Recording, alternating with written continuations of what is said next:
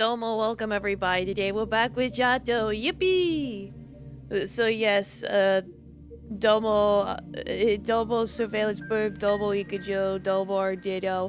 I hydrated and stretched and everything in the background, Cody. It's like, if you were deep things with the starting student screen, you can't see me do it. It's behind the curtain. Yeah, get those emotes ready, pork roll. We're back with the poor Russian girls. So good news! We found Ira. Bad news. She's not okay. Turns out, she is sensitive to numbers. It's a little complicated. But basically, when you find out that the world is basically math and that everything is made out of numbers and equations and stuff, it causes some people to just completely lose it. That's what the pills are for. But in her case, she kind of turned into a bit of a vegetable. So we gotta figure something out. Yeah, the numbers scare you too? Understandable. The numbers, what they mean? I don't know. I don't know! We'll find out. Yeah, so here she is. She just clicked at her glass because head empty. Ira. Even when she's in this state, I can't tear my eyes off her. It's Ira. It's Ira. She says it herself.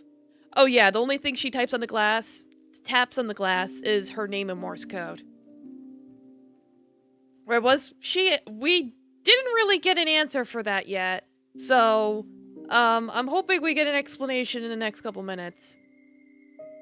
That makes my chest feel tight. I just want to, may I? No Pokeballs, this isn't Poketopia or whatever it's called. I don't have a Switch 2. May I? Sure. I reach my hand out and brush a couple of dark strands from her face. Her hair is neither dirty nor too matted. Looks like Marina takes good care of her. Ira doesn't react to my touch. Her bright blue eyes stare straight ahead, expression blank, but they're still bright blue. Those are her eyes. That's her nose. Those are her lips. That's her face. That's Ira. Ira. Ira. Ira. No tennis balls either. This isn't Prince of Tennis. Green, blue, I don't know. They could be teal. My hand glides along her cheek, then limply falls. A horrible emptiness swells in me.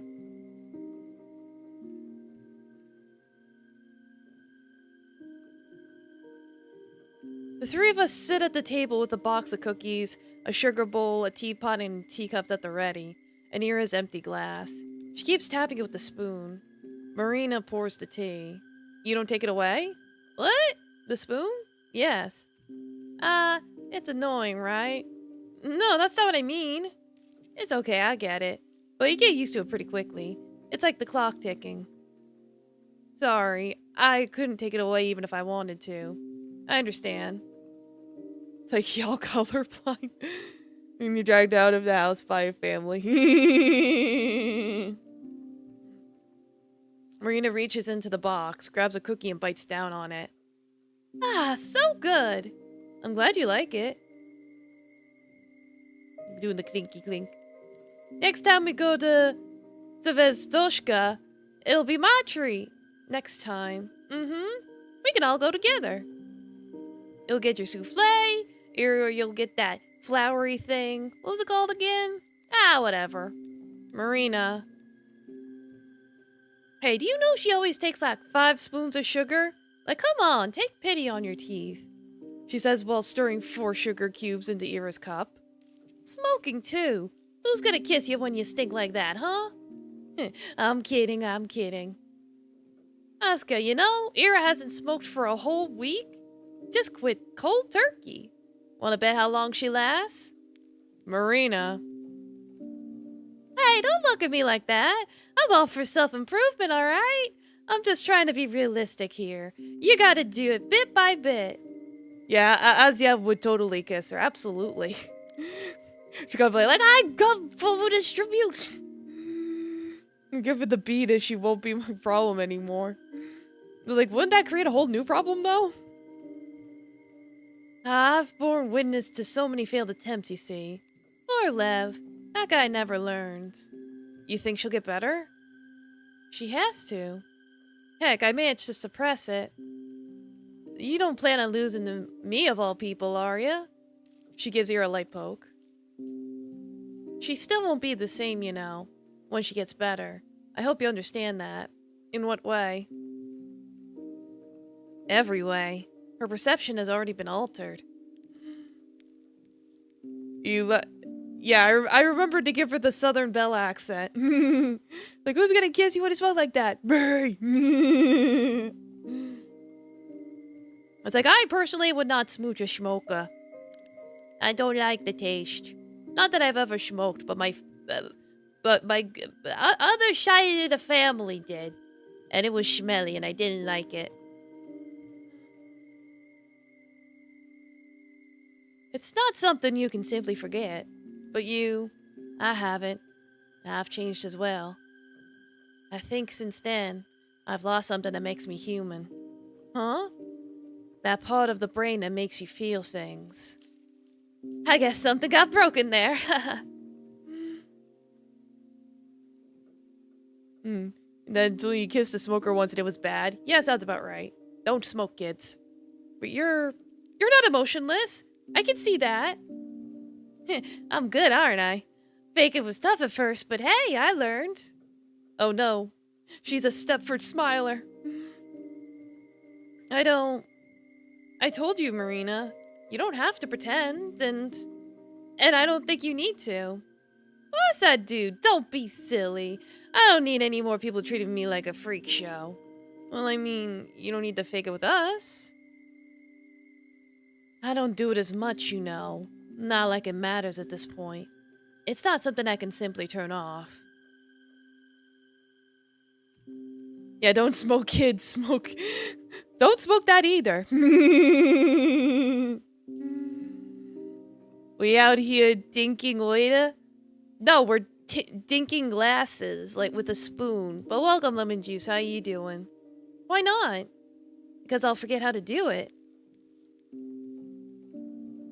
Rena takes a sip of her tea. Okay, it's good now. She lifts Ear's teacup to her mouth, carefully angling her face. All right, open up. Easy. Yeah, like that.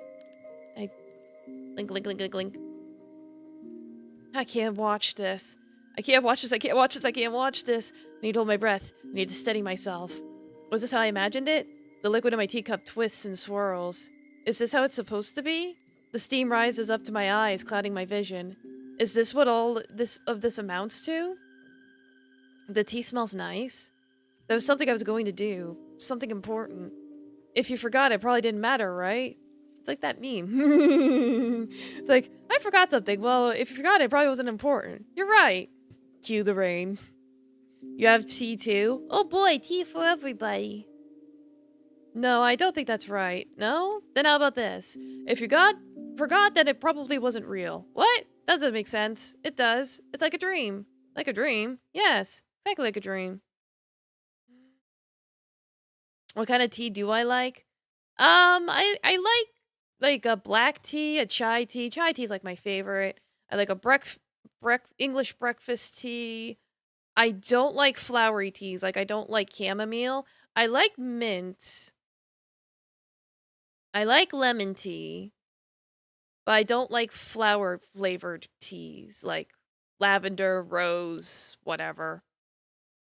I don't like plants. You're drinking Snapple? Yeah, that can count. That's technically tea.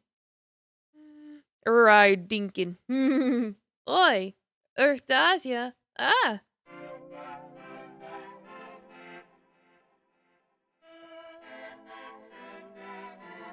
You there? Someone's loopy today, huh? Sorry. I didn't get much sleep. Oh, what were you doing up so late? Secret night out on the town, huh? Bar hopping and all? What bar hopping? We have one pub. That's the part that bothers you? No, I was home. I was just, it's kind of embarrassing. Oh ho ho! You hear that, Ira? Hear what? Sounds like our Asuka was up all night reading Mommy's romance novels. What? No, Now that's embarrassing. Huh? Ira. What? Don't look at me like that. Aw, it's okay, you know. You're a young lady after all. Green tea, Calfee. Bar humping? No, hard jumping. Like a kangaroo. Yes, double country. Welcome, how you doing? Nothing to be shy about, right, Asya? Yeah. I think romance could be, really cute. What are your favorites? Gotta be fancy, right? Ooh, what type of guy? Werewolf? Vampire? Ah, maybe a charming vagabond? A vagabond, huh? Maybe someone like a gracious elf? Are there elf romances? There must be. We need an expert opinion. Hey, are elf romances a thing? One more word and this fork's going in your windpipe. Yeah, especially romance between girls. Wow, scary. Asya, let's switch places. Am I your meat shield? How crude. You're like a buffer zone. You see, in world politics. So what were you doing yesterday, Asya? Hey now. Oh, actually, I was writing. Oh? I just got really invested, I guess. Seriously? After all that setup? What setup? That's not embarrassing at all. I was so hoping for something gross or crazy. Or crazy gross. Ow! My windpipe! Shut up. So? How'd it go? Well, I finished something. Something? Yes. Come on, you can't say that and not elaborate. There's nothing to elaborate on. It's a poem. Oh, cool! Yeah. You gonna read it? No way! Boo! Come on! I like your stuff! Don't be greedy. Girl love between two girls. There's nothing gay about it in their eyes. It's girl love. That's all it is. Greedy? I like it too. See? You guys are gonna think it's weird. So what? We're kind of weird and we like you. Oh! Again? Song feels like a Kenna song. I don't know what that is. Your poetry's cool. That's what I'm saying. Thank you, but, crap, it's just embarrassing, okay? Yeah, we got that much. What's the point of writing something if you won't let anyone read it?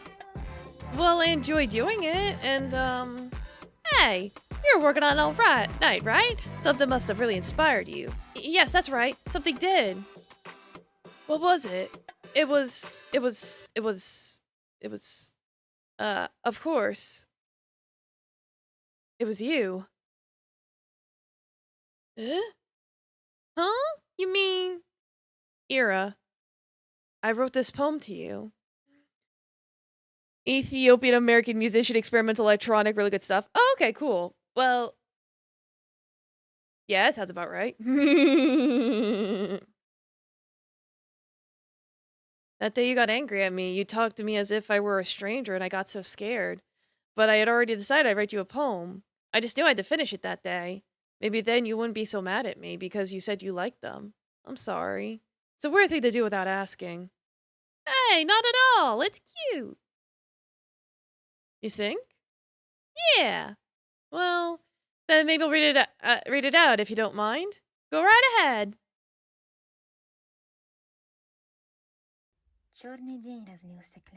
I'm not clicking anything this time because last time I clicked. Раззадоренная масса мажет руки в темноте. Спички чиркают о фосфор. Дым ложится на ладонь. It's like, I'm sorry. Stop apologizing. I have voices set to max, so this is as loud as I can have it. Это добрая картина, хоть висит наискосок.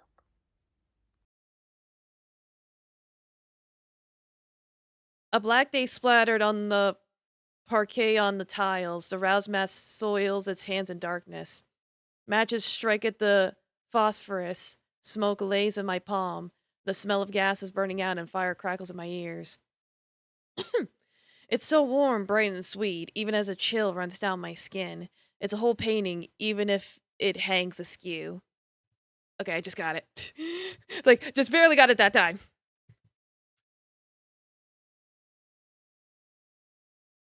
I've never heard your poetry before. Sorry. I know it's dumb. I don't know. It suits you. Is that good or bad? Neither. You look so tired here. She's not okay.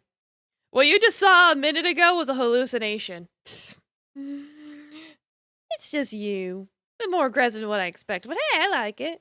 Aggressive? What? At first I couldn't put my finger on what bothered me.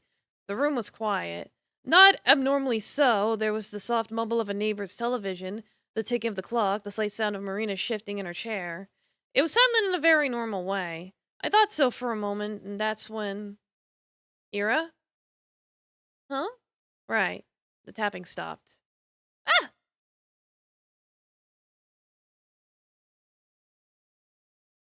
Hello?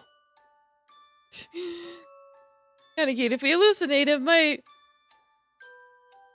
elucidate our mental state. Maybe. I draw a sharp breath.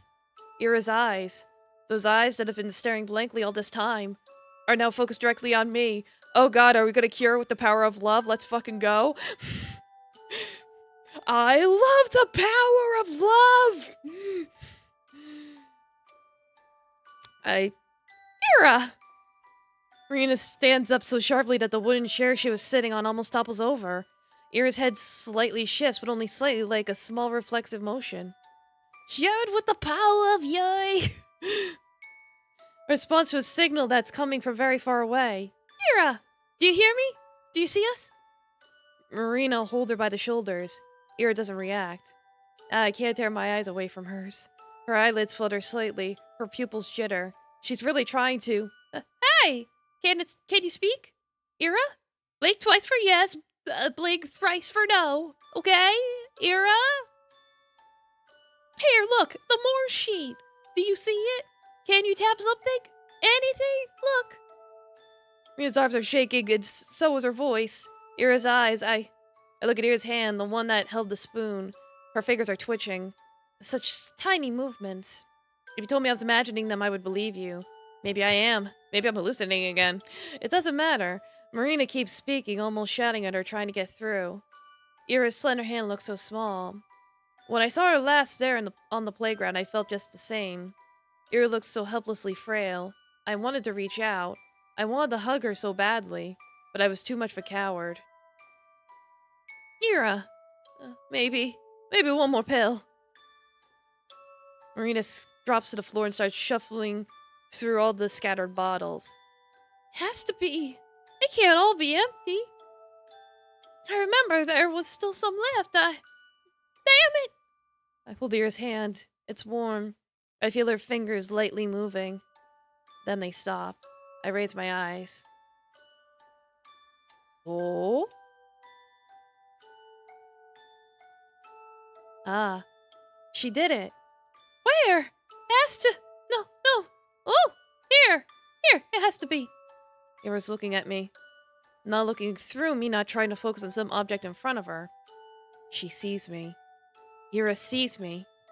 I found it! A pill! There's one more left! Okay, alright, here I... Huh?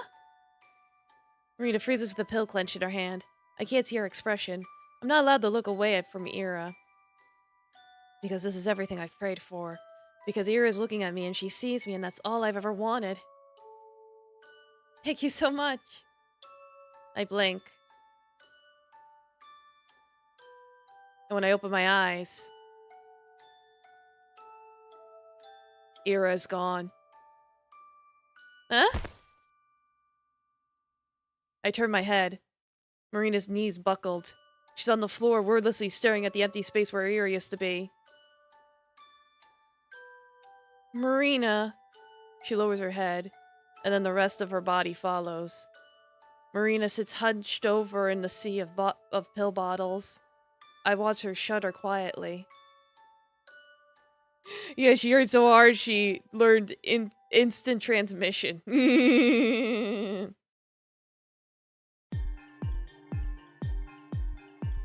Oh boy.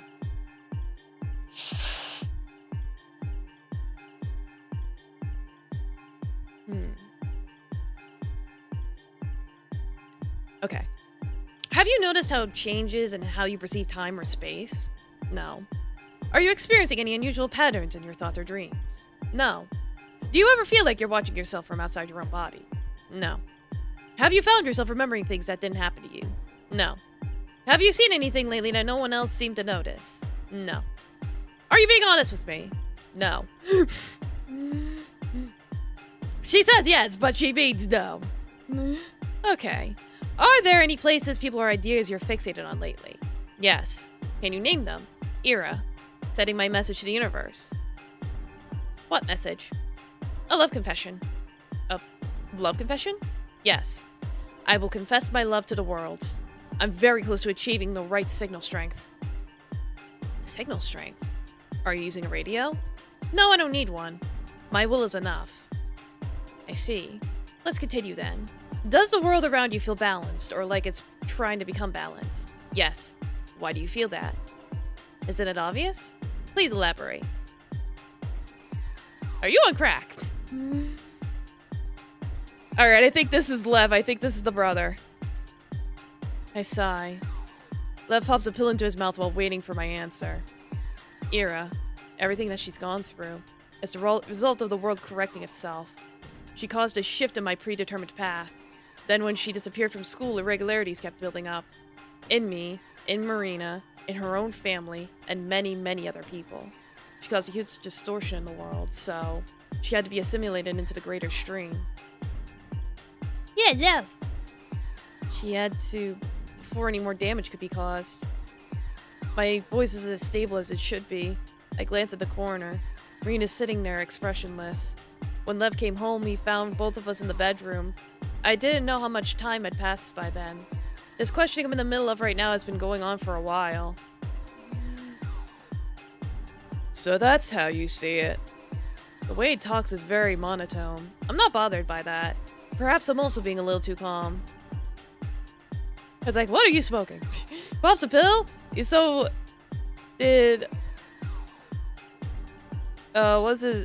pills doing it to these people?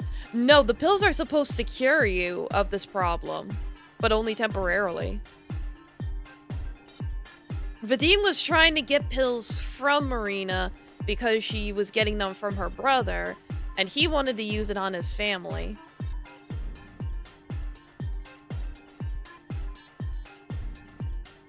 Not entirely.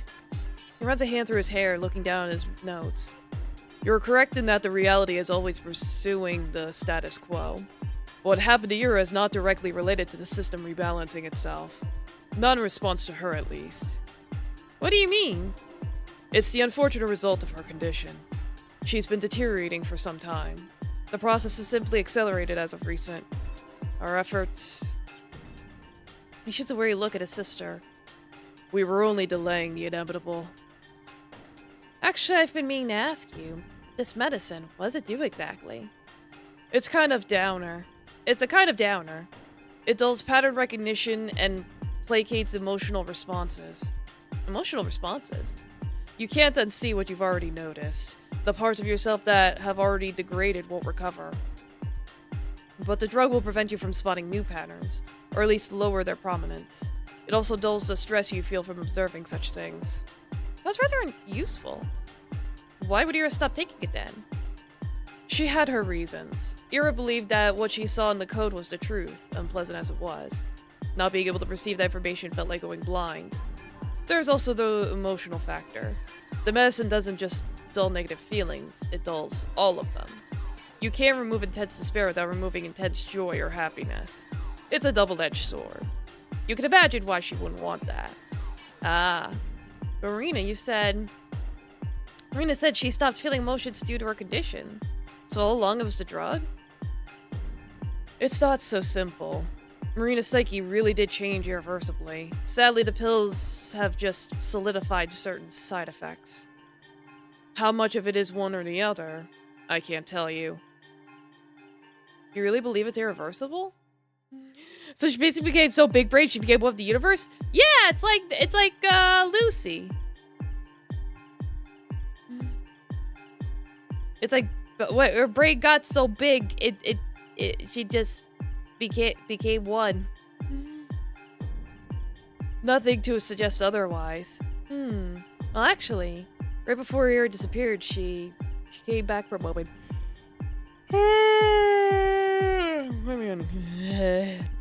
Okay. Meaning? Her eyes. Everything about her. It's like she managed to bring back her old self for a second. It was Ira, the one I knew. The person. She was looking right at me. You don't believe me? It's not that I think you're lying, but what you perceived might not have been the objective reality. Why? Why would it be?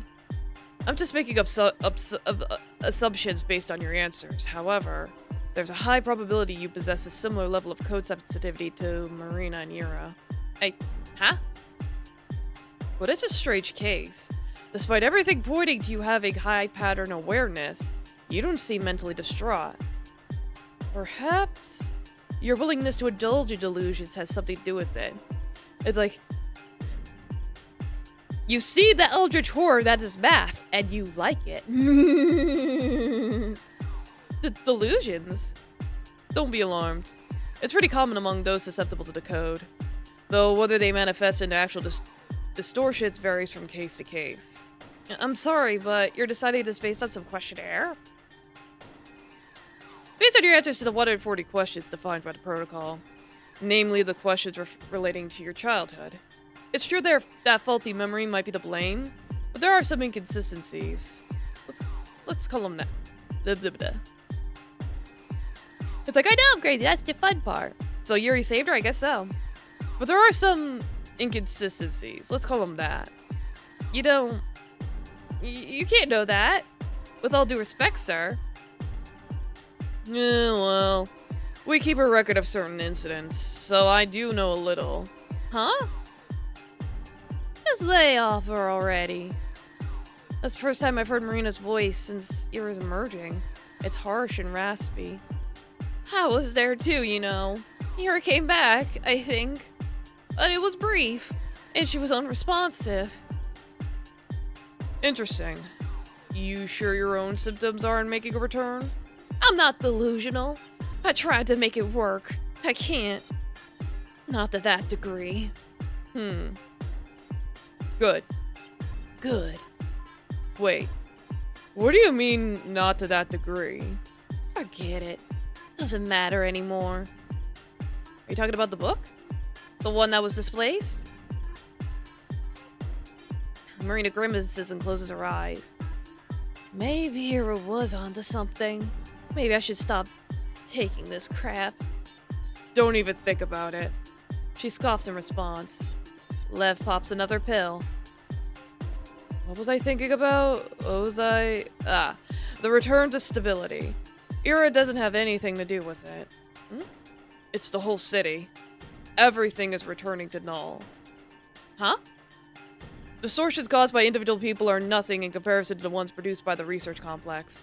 They encompass Vorkuta 5's entire area.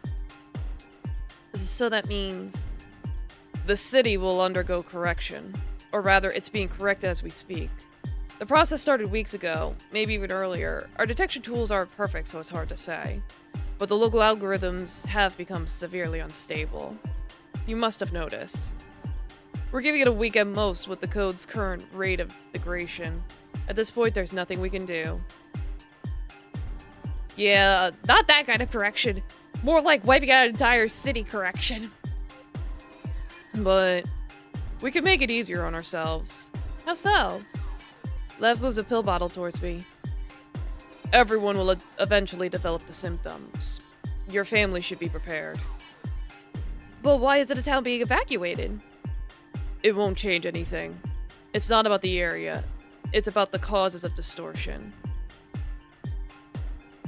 Yeah, everyone's gonna die. In one way or another, everyone here is tied to the complex. We're all complicit. Please take this medicine. It should help. Thank you. But I don't need it. These negative effects you mentioned, I don't experience any of it. You say that now, but it will get significantly worse. Even for you, it's very likely. I don't mind. The things you're describing, it seems like you're really afraid of them. I understand why, but after seeing what happened to Ira, I don't think dissipating into the greater world is all that bad. Then let your parents have it. It's like, really, girl? No negative effects?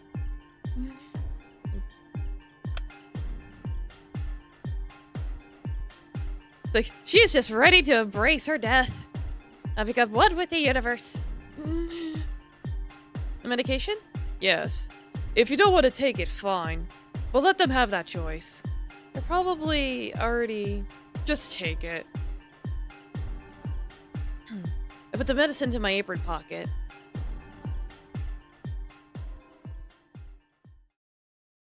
Both siblings see me to the exit.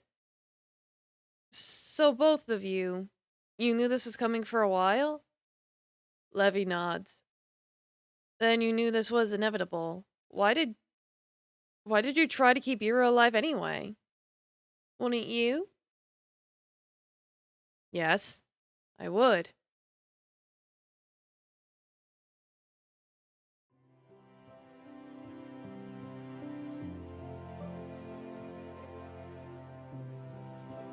So that's how you are. A winding path that endlessly erases its own curves. That's how I chose to understand you. But I was wrong, of course. It's an offensively simplistic way of thinking. I believed you were indiscriminately filing down each little imperfection, that every little bump was a slight of equal proportion. Can you imagine? I should have known you're better than that. I really believed that my free will was an affront to you, as if my actions were worthy of your acknowledgement. So from the bottom of my heart, I'm sorry. I'm sorry I thought so little of you.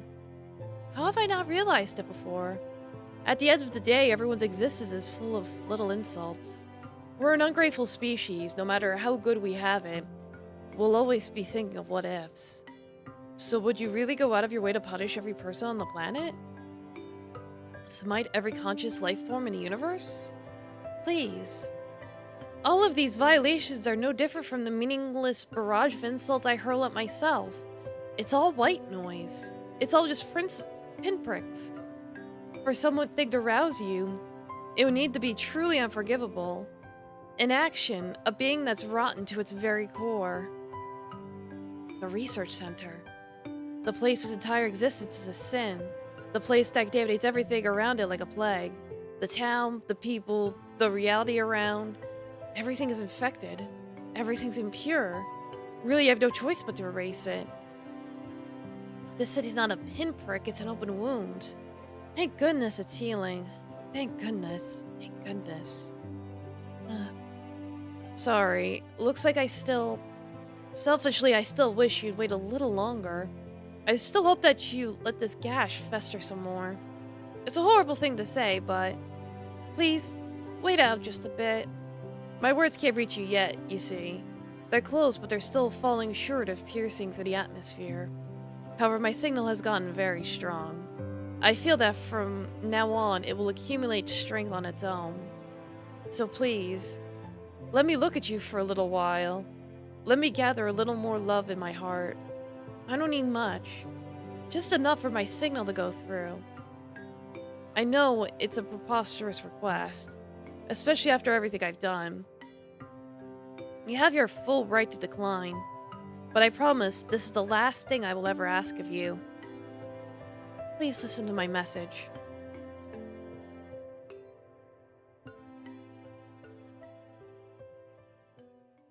Nah. Why do that?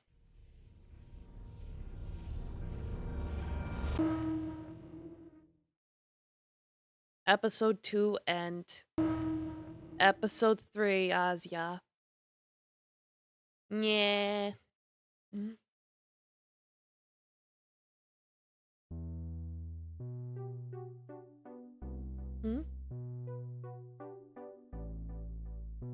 Z.A.T.O.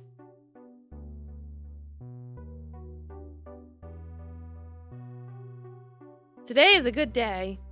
Isn't that a silly sentence? You hear it all the time, but no one seems to realize how dumb it sounds. I guess it's one of those common tautologies like close proximity or end result. It's not that I'm irritated by it, I find it rather sweet. But even so, you should remember that each day is inherently good. If you feel a bit under the weather, it's a good day. If you miss somebody really badly, it's a good day. Even if everything around you is changing in a way you fail to understand, it's a good day. The fleeting feelings of a human can't change the day's intrinsic qualities, can they? Still, I think I'm justified in saying that today, because I'm drawing a comparison, you see. Today is good, obviously, there's no other way to define it, but tomorrow? Tomorrow will be even better. Tomorrow, from 10:30 to 11, the sun will rise. Tomorrow at 10:30, the polar night will finally come to an end. Tomorrow at 10:30, I will be where I need to be. I can't wait. I can't wait! If every day's a good day, then it's never a good day, yeah, right? Your friend's not here today. Who? Who do you think?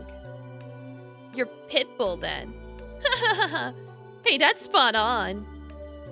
The bright electric light above my head stopped blinding me. My eyes don't hurt or water. It's white, pure artificial white, but there's no power in it. No substance to speak of.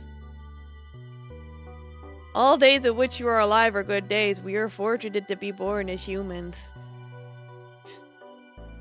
It's like, sounds like you and Asya need to sit down for some tea. Nothing to affect me with. It's as good as non-existent. Yeah, you don't have a boyfriend, right, Shabina? Why's that? Dude, look at her. Be real. Bro. Come on, don't say that. What, you want to be her boyfriend? Hey, Shabina, want to go out with Igor? There's nothing I could be affected with. The light? No, I'm not looking at the light. There's no light to look at. The tundra outside stretches for all eternity. But it's not like a sphere, it's like a corridor. An eternity with clearly defined margins. Funny how that's possible at all. You're just so full of contradictions. Very cute. You know, that's good. It would be pretty selfish if you stopped doing your homework altogether, yeah. We all rely on you, you know. Yeah, you're the best. You're so smart. What would we do without you? Hear that? The people need you, Shabina. We'll forgive you this time. Just don't get used to it. The tundra's an endless corridor. The city stretches its dimensions to their limit. This means the ceiling is only as low as the city allows it to be. The sky is only as tall as the city's tallest point. As if everything was set up for me from the start. Unlikely, but it's nice to think about it that way. A bird flies past the window again and again. I used to count, but now I've stopped. I close my eyes and feel the hard wood of the chair beneath me, and Taffy wants to sit on my lap. Come on! Come, kitty! Hello, Taffy. Hello. Come on. Come on. Come on. Come on. Where? Jump! Jump, my child! Jump! He's not jumping. He wanted to jump, but now he's not doing it. Come on! What's wrong? Baby. There he goes. Yay! Pet the kitty! So this entire city a simulation or something? I guess so. Yay! Pet the kitty! Okay. Synchronized cat petting. I'm Asya. Asya's name. It only took 2 days. It's been 2 days since I visited Marina's apartment. The time flew by so fast, yet each hour felt like a year. I don't know how it works. All of the things I've been pushing to the farthest corners of my mind have become harder to deny. Not that I have a reason to deny them. There's nothing bad about people casting shadows at irregular angles. Or sounds and voices coming from the wrong direction. Or branches moving the exact same way in sync. Or memories replaying themselves differently each time. Or me doing things I've already done but never noticing in the moment, only after. It's alright. Everything is falling into place. Taffy wants hugs. Squeeze kitty. The schoolyard looks okay. Still cold, still loud, with Kids still shooting snowballs from the hill, though I'm not sure what they're throwing them at. The light is slightly off, but it's a little too blue. Was it always this blue? It's a beautiful color. Marina and Vadim are just around the corner. They're both smoking. Okay, I guess everyone's smoking now. Stinky boy. It's you. Marina. She doesn't talk. Taffy's headbutting the mic. Stop headbutting the mic. Schmetty man. I see.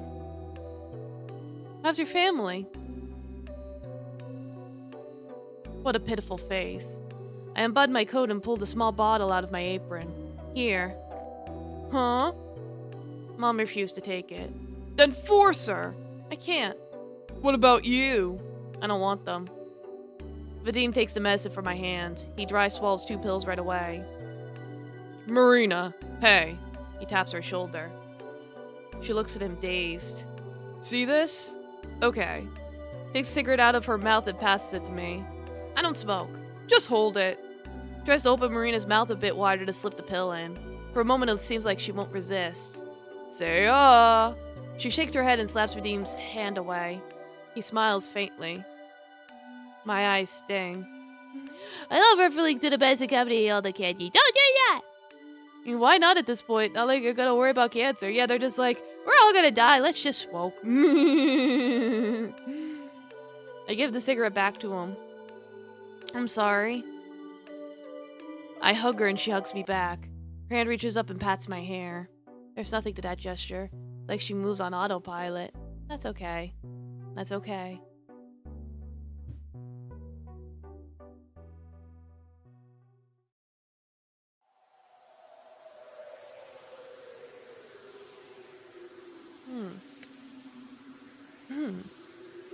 Television's still on. I hear its quiet murmur from the living room. It was on in the morning, too. It was on yesterday. When was the last time it was off? I stand still by the glazed door. The matted glass makes it impossible to make anything out. All I can see is the bright glow of the TV framing my father's shadow. I don't want to open the door. I'm not going to open the door, but it's already half ajar. Mom isn't anywhere else in the flat. She must be in there. It's just she kept asking me where Dad was again and again. I didn't tell her. But her sheets were all over the floor when I came back. As she crawled out of bed, then made her way towards the noise. Towards the living room. Mom? Mom! Mom! I should come in. I should come in and talk to her. To them. My hand reaches towards the handle. The TV. What's that program? I think I recognize the sound of it. Right, yeah, probably. We'll find out. Seems familiar like a regular news broadcast, but I can't understand a single word. I close the door. I can still hear it faintly. It's okay. My breath is a little uneven. Why? It's okay. Sunrise is tomorrow, right? Right. Amazia. Tomorrow is the best day of my life. Tomorrow. Tomorrow. Tomorrow. I love you. Tomorrow. My eyes snap open. What's the hour? I turn on the lamp. Okay. I wanted to buy an alarm clock before bed, but that turned out to be unnecessary.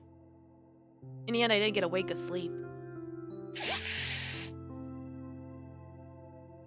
My heart wouldn't stop beating out of my chest, and my head buzzed like crazy. Oh, what a mess. It was like that the night before the school trip, too. Really inconvenient. Oh well. I feel much calmer now. I wonder why. It's Day X, after all. Maybe it's a kind of acceptance? Yeah, I suppose. Whatever happens, happens. It's a dim winter morning. I sat in the kitchen waiting for the tea to brew. I've already ripped the top sheet off the calendar. December 28th. Just 3 days before New Year's. 3 days. I totally forgot to get a present for my parents. There's so much stuff going on, it really slipped my mind. I'm just making excuses. Not that it matters now, but... Well, you done, Taffy? What do you want? What? Yeah, I don't think you need to get any presents. They're just gonna... It's like everyone's just gonna disappear anyway. They didn't say exactly when, but I would be surprised if it was like literally the end of the year. Ah, I stand up. Suddenly I feel inclined to do something I really shouldn't. I know it's bad, but if I don't check for it now, then it'd be very sad, I think. I grab a stool and drag it out to the big wardrobe in the hallway. I found the spot by accident while looking for something a couple years ago. Up on the highest shelf behind the shoe boxes is where they hide my birthday presents, and the ones for New Year's, I assume. I've never checked the place after discovering it. Even though I was really curious sometimes, I didn't want to ruin the surprise. But this time... Ah, I see it. A colorful wrapper. For a second, I hesitate. This is it. This is my New Year's gift. Feels so wrong looking at it early, but... My head reaches out and grabs the package. I giddily climb down from the stool. To my room. I didn't want to tear the wrapping paper, so it takes a few minutes to open. Whatever's inside feels soft. No, not really. Is it? Oh, I see. It's both hard and soft. 2 whole presents. Wow! First is a hardcover journal. I peek inside. Whoa, the paper is so good quality. It has a little instruction page for me to write my name on. Or introduction. I can't read. Man, I really feel like writing something now. This is so cool. Huh? The first page. The one right after the introduction. It's missing. I didn't notice it at first, but upon closer look, it definitely seems like someone tore it out. But why? Other part of the present? I hold a pair of mittens in my hands. They're a soft cream color with the neat red pattern on the cuff. I put them on. They're really warm. I pat my face with them. Hee hee. I stared down at the presents I've opened too early. I should write something in the journal, but I don't have the time. I can't come up with a poem this quickly, and it takes me a while to draw anything good. Not that I'm all that good at drawing in the first place. What do I do? Need to finish my tea. I need to go soon. Damn it, anything will do. I can't leave the journal blank. Mom wanted me to write in it. She wanted me to have it. She bought it. She wrapped it in the pretty paper. She hoped I liked it. I like it. I really, really like it. I'm going to use it. I'm going to write it in it for as long as I can. I'm going to write about how much I like it. And I'll write about how cool the hardcover is and how smooth the paper feels. And I'll write about how soft and pretty the mittens are. I thought she gave up knitting a long time ago. Well, maybe I just didn't notice. Didn't care to ask. That's probably the case. I'm sorry. I'm sorry I never talked to you as much as I should have. Have we ever talked? We have, right? I'm not sure. I apologize to you again and again. I'll write 2 pages of apologies. No, 3. I'll write about how grateful I am to you. I'll thank you many times. There has to at least be as many thank yous as there are sorries. I still need to write more. That's okay. I've got more to say. I'll write about how much I love you, too. That's gotta be a lot. It's gotta be. I'll list everything that I love about you. It'll be a little difficult at first, as embarrassing as it is to admit, but I'll try. I'll really try. I love your cooking. Well, to be perfectly honest, I really don't like the meals too much, but watching you cook always felt so nice. And I love when you talk about something with a smile. I can't remember the last time that happened, but I know it did, and it made me happy. I love how pretty you are, especially when you put on that dress. You know, the flowery one. And I love how you ask me about my day and what I would like from the store, and I love it when my face is red from how hard I'm thinking. My head's starting to hurt. Why is it so hard to come up with this stuff? Isn't it wrong? This is so backhanded. She's trying. Should these things come naturally? Doesn't that make me a terrible child? It's like there's this border in my mind I just can't cross. All I can reach is the most surface level observation. As if everything beyond my immediate surroundings is swallowed up by an impenetrable darkness. It's like my memories are... Ah, that's right. Of course, that would make sense. I looked down at the notebook. Despite my reservations, I've managed to exhaust a good dozen pages. Skipping them now, my grammar isn't very good. It was never that bad, was it? Perhaps it's time I stopped. My hand feels sore. I shake my wrist and glance up at the clock. Crap. I really need to go. But it did feel so nice to write here. This really is a wonderful present. Thank you so much. Thank you so much. Thank you so much. I love you. Signed. Signed.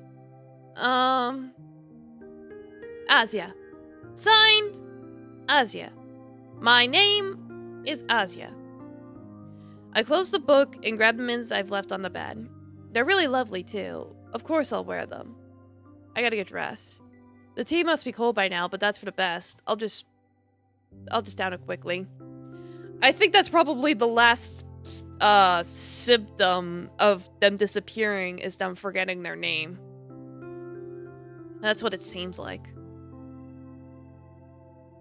Then I'll brush my teeth, brush my hair, make myself look decent, and then I'll be on my way.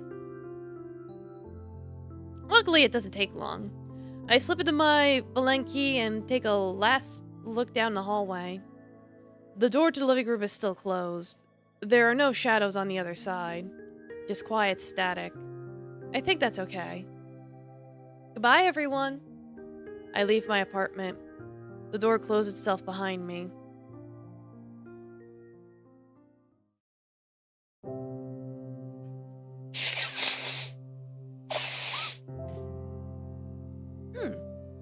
Everything is so quiet. It's still pretty early, I suppose. Sunday, too. I went to school yesterday, which means it's Sunday.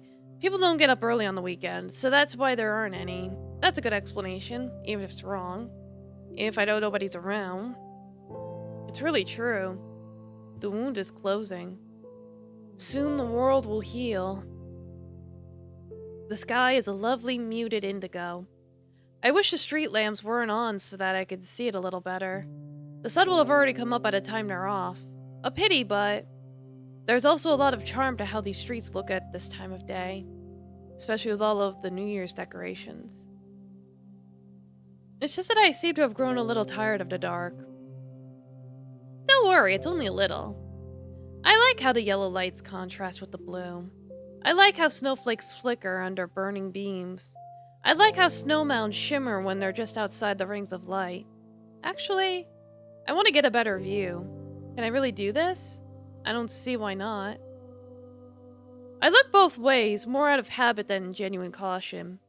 It's not like we had tons of cars driving through here before, did we? I mean, everything's pretty close. So the cars driving past were mostly outsiders coming in and out of the city. We don't get too many of those, I believe. That's how it should have been, logically speaking. I bet that's how it was.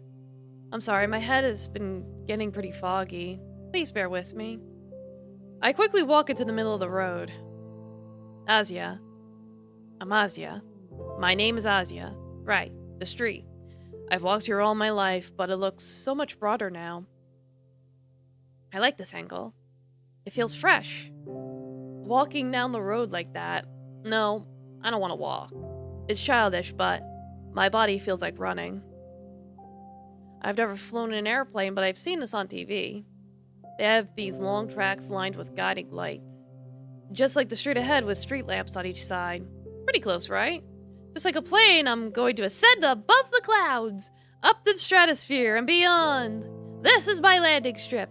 I'll spread my wings, I'll rev my engine, and take off! Whee. What are you doing? Oof. I stumble and collapse into the snow. What? What? I shuffle to get back up to see the person who just spoke to me. That voice, that laugh, it can't be.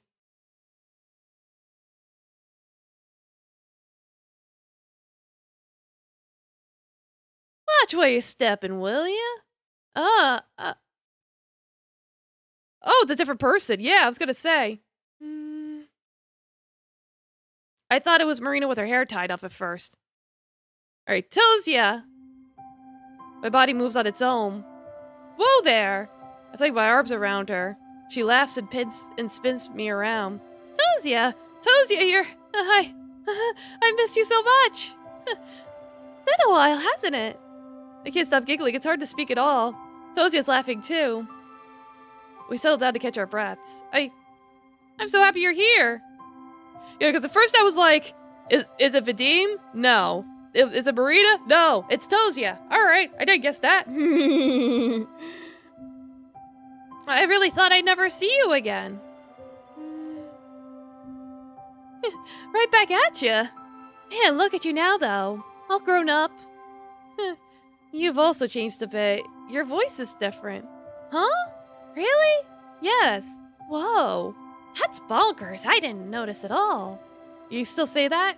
Like, I may have changed my voice like 3 times before you properly identified me. What? Bonkers? You got a problem with bonkers? I don't. Not so.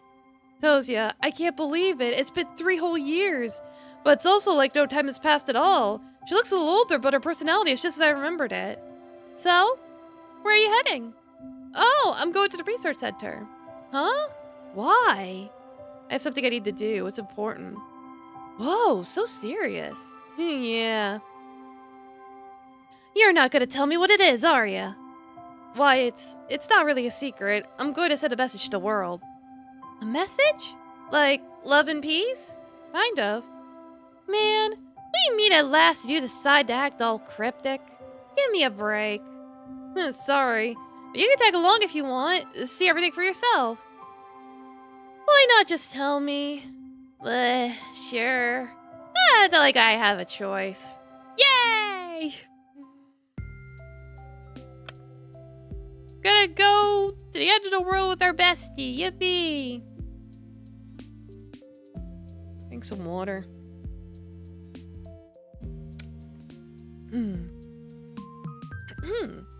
We walked down the empty road, chatting like we did when we were children.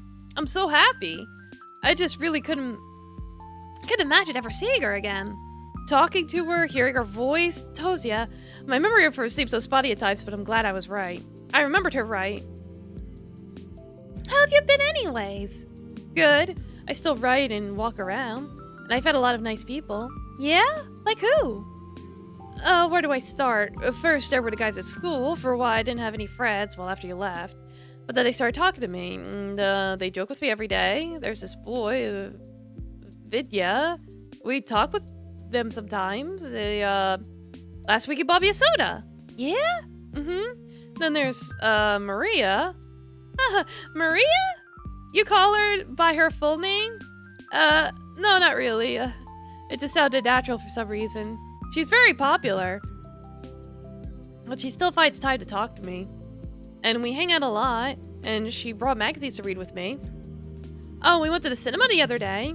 There was a Hollywood film showing. Whoa, sounds fun. What was the name? It was about a star, and, my mind scrambles for anything, even the vaguest memory of what the movie was. It's not like looking through the glass pane of our living room, nothing but blurry shapes and muttering I can't decipher. You okay? Yes, I'm fine. Sorry, it's been a lot on there's been a lot on my mind. Can't read. And it's like checks her for a gun. Sure looks like it. But hey, you're a real socialite now, huh? Who would have thought? No, it's nothing like that. I mean, compared to how it used to be. I'm glad to hear it, really. I guess. Thank you. Maybe I shouldn't have come back at all. No, what are you saying, Toji? Of course I'm kidding. Oh yeah, and the city's merging with the universe. We're all gonna die, basically. Geez, you're so easy to tease. She ruffles my hair. Ugh, you're mean. Yeah. Speaking of, the other kids aren't picking on you, are they? Picking? No, of course not. You sure? Yeah, universe. Coming here sealed your fate. Well, the guy did say, even if you move away, it's not gonna change anything. So, that might be why she came back. She might have knew in a way that this was her destiny. You sure? If I wanted to bully someone, you'd be on top of the list. No, seriously, the boys can get a little carried away with their games, but my friend never lets it go too far. Your friend? You mean Masha? No, not her. Another girl. Her name's Ira. Oh, Ira's really cool. She's amazing. She come across as a little unfriendly at first, and the way she talks is sort of rough. But she's a very kind person, and, I think about it, you two are pretty alike. Well, if you say so. Wait, are you saying I talk like a brute? I didn't say that. I said sort of rough. And I'm supposed to be the mean one. Not bad, though. I like that about you, too. Yeah, maybe it pulls you back. Uh-huh. Ever heard the words backhanded compliments? No, really, I'm a little jealous. I wish I could talk like that sometimes. You know? Nah, never mind. Hey, you can't do that. Spit it out.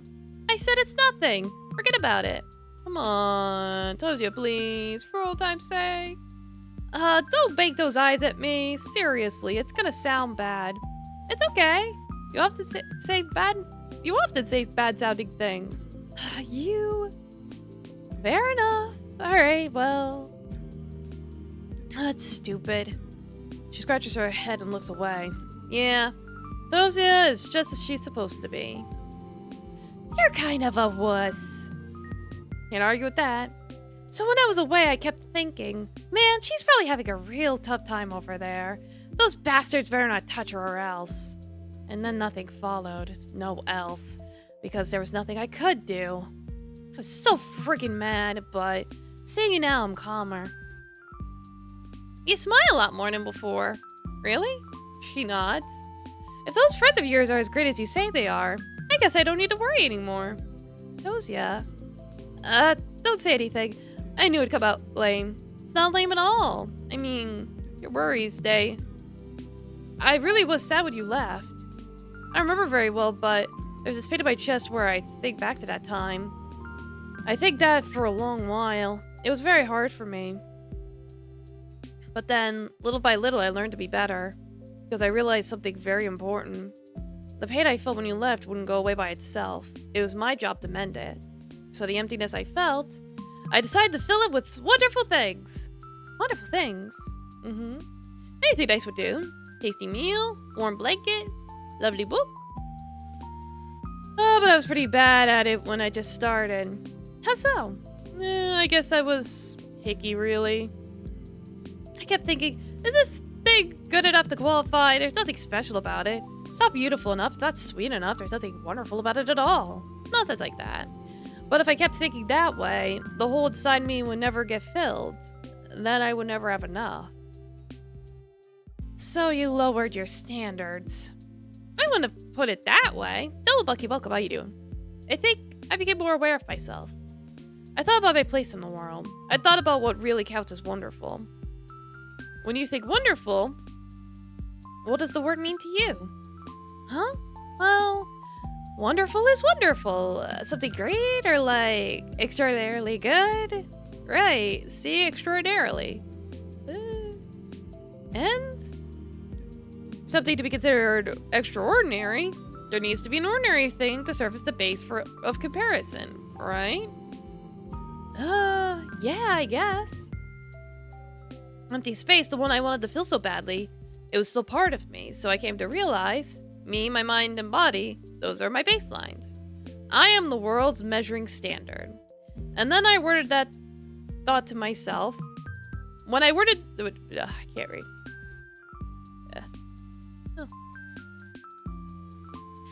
And when I worded that thought to myself, it was like my eyes finally opened. Everything suddenly became so clear. Everything in the world, it all became worthwhile. It all became extraordinary. It became wonderful.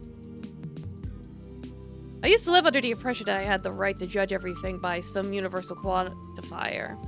It's true, there is a meaning value to everything that perfect straight line that the whole world bounces around. That's like her face. What I failed to realize was that this meaning value, this idea of average, it was so far above me, so unreachably high that the idea of me labeling anything as unremarkable became laughably brazen. I still had some trouble, but filling that emptiness became easier. So much easier. I didn't have to pick and choose anymore, so please don't worry about me anymore. To me, each day is brimming with wonderful things. So have you filled it? That hole in your chest. I don't need to do that anymore. Because you're back. I have you here now. I have my friends too. So I'm not in the friend category anymore? No, that's not what I meant. I'm teasing, dummy. You still take everything to heart, huh? You just don't let up. Hey, gotta make up for all the lost time. Anyways, Azia. Listen, the stuff you said... Tozia sighs. She looks like she's about to say something I'd rather not hear. Sorry, but I don't need this right now. Oh, look! The complex! Try to get out of the friend zone.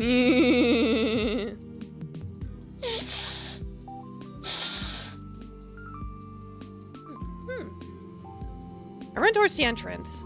Wait! For a second, I hesitate. What am I gonna say once I enter? They'll stare at me expectantly, and I'll probably blur at something weird. I'll make a total fool of myself. Then I'll know enough. That kind of thinking. That's just a force of habit. I know none of this will happen because... Easy there, jeez. Jose looks over the door in the building's tile plate. So, you're just gonna waltz into the place? Well, I'll give it a shot. The windows are all dark. Click. Oh! It's open. Let's go in! Takes my eyes a couple seconds to get used to the darkness. The hall. I haven't been here in so long. Doesn't exactly feel familiar. You think there's a light switch somewhere here? Yeah, let's look. Found it! Wah! The room suddenly fills with light. Ow. Tozia, give me a warning next time. Oops, sorry. I blinked to adjust my vision. Right. I don't recognize this place at all. I'd say it's been a while, but... long while, but it's only been 3 years. Everything from that time is still so hazy. Well, where to? The top floor. So up the staircase. Alright. How about grabbing a flashlight then? She's been here before, apparently. I don't want to search for switches every time you climb a floor. Sure, but where would you get it from? The janitor should have one. I suppose. The empty janitor booth by the entrance is open as well. Tozia marches in and begins shamelessly rummaging through the drawers. I skim the key rack. I'll probably need one to get to the roof. But for some reason I have this certainty that it won't be necessary. It's like, it's probably not locked either.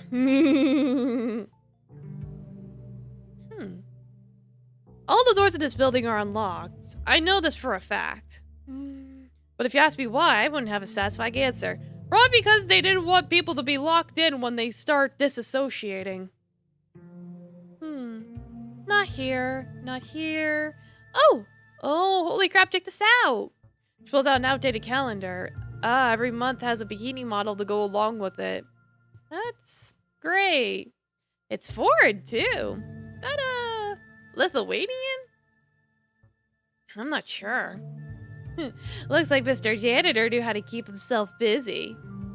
Tozia, we don't have that much time. Yeah, I hear ya.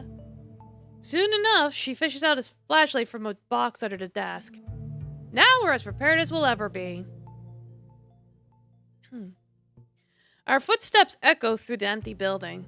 The first floor is still bright, but crossing into the second feels like diving into a pitch-black pool. After a bit of fiddling, Tozia shines the flashlight into the void ahead. The beam illuminates a statue by the wall. It's thin and wiry, but the shadow cast has a rather intimidating shape.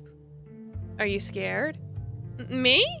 No! I just don't like this place. I think it's interesting. There's nothing interesting about it. Just a big old garbage bin. That's harsh. That's too soft. Honestly, I know you're kinda like that. But shouldn't you of all people be a tad more critical? Why? They're the reason we got split up in the first place. Doesn't that make you mad at all? I suppose, but I just don't remember it all too well. I see. I'm sorry. Don't worry about it. I'm just a bit surprised considering... Well, whatever. Maybe it's for the best. Yeah, it's like... So it's like, not only has she been here before, but apparently there's something about the big reason, part of being the reason why they were separated. Huh. Sorry. Apologize again and I'll kick you. Wah. We keep going up and up and up. The sky outside the windows is starting to brighten, but it's still too dark to walk without a flashlight. I think I'd be really creeped out if Tozio weren't here with me. Then again, maybe not. There's nobody left to harm me after all. If I've made it this far, it means the universe has willed it. And if the universe has willed it, then I'm following a predetermined path. There's no point in fearing a fate that's predetermined. I shouldn't be scared. I shouldn't be worried at all. But I watched the halos slide along the stairs, the walls and railings. And I keep thinking of that scene from a cartoon, a really popular cartoon I can't recall the name of. The episode where they're stuck in a dark cargo hold and the buddy makes scary shadow puppets appear in the flashlight. Got me so spooked as a kid. Of course, I'm not afraid of things like that anymore. It's just a vague memory that keeps rattling around in my head like a coin in the washer. A little irritating, but it's not worth dwelling on, which reminds me. I know it's probably unpleasant for you, but... Yeah? You remember why you had to leave? That. You don't have to if it makes you feel bad. Pissed is what it makes me. I don't remember what they called it exactly, some scientific mumbo-jumbo. Osmotic distortion this, osmotic distortion that. Osmotic what? I have to Google this. Osmotic distortion. Osmotic distortion refers to the physical deformation, shrinkage, or swelling of cells, organelles, or macromolecules caused by severe osmotic stress. Interesting. Yeah, but relating to Osmosis. Osmosis Jones, he was on tour.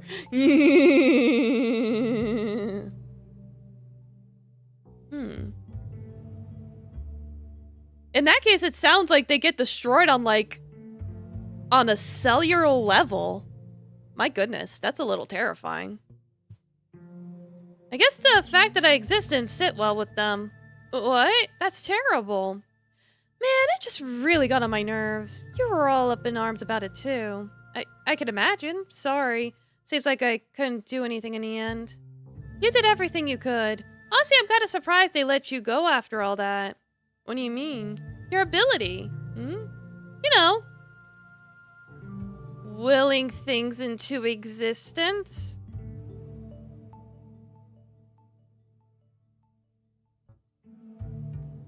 What? We were psychic the entire time?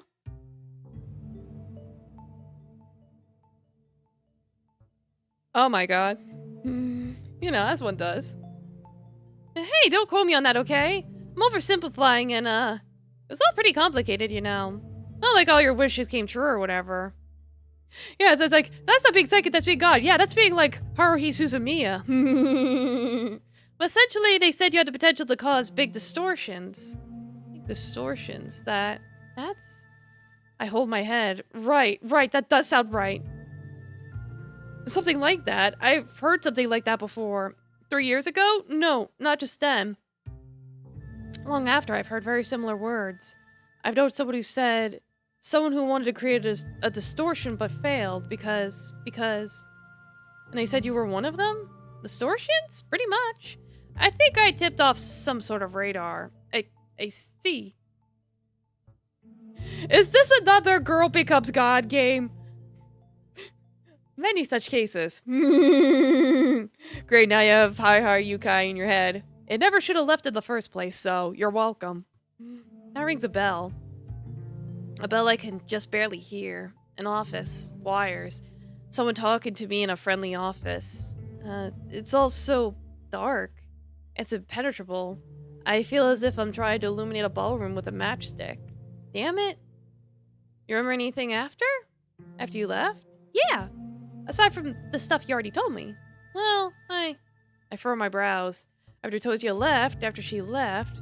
What happened right after she left? All I can remember is the feeling of deep despair. Geez, it's fine. You look like you're gonna pop a vein. I'm sorry, it's just really hard. I feel like I'm just about to grasp it, but it slips away. It slips into this awful feeling. Like I've lost all hope. So she willed all her friends into existence? Sad. Yeah, probably. It's like Tosia might be her creation. She might have made her. Oh, well, who cares if you don't remember the details? I'm here now, yeah? Yeah, I'm really happy about that. I got that the first time. Oh, look! Ah, that mural. I remember it. Huh. So that head of yours ain't completely empty. It's not like I forgot stuff on purpose. Can never be too sure with you. Now you're just being mean. Sorry. Wow, she really brushed off the whole willing things into existence thing. Well, right now her brain is like pudding, so I don't think she's really capable of putting 2 and 5 together right now. Yeah, Mondays. Yeah, she's got a case of the Mondays. Though I think it's Sunday. I don't know. I brushed the wall, my fingers traced the ridges of the mosaic. It's so cool. Cold. I can't read. I feel like I'm repeating movements. My eyes are drawn to the large window panes just to the right.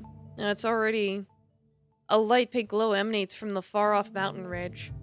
So we don't need a flashlight anymore. Tosia plops into the armchair, switching it off.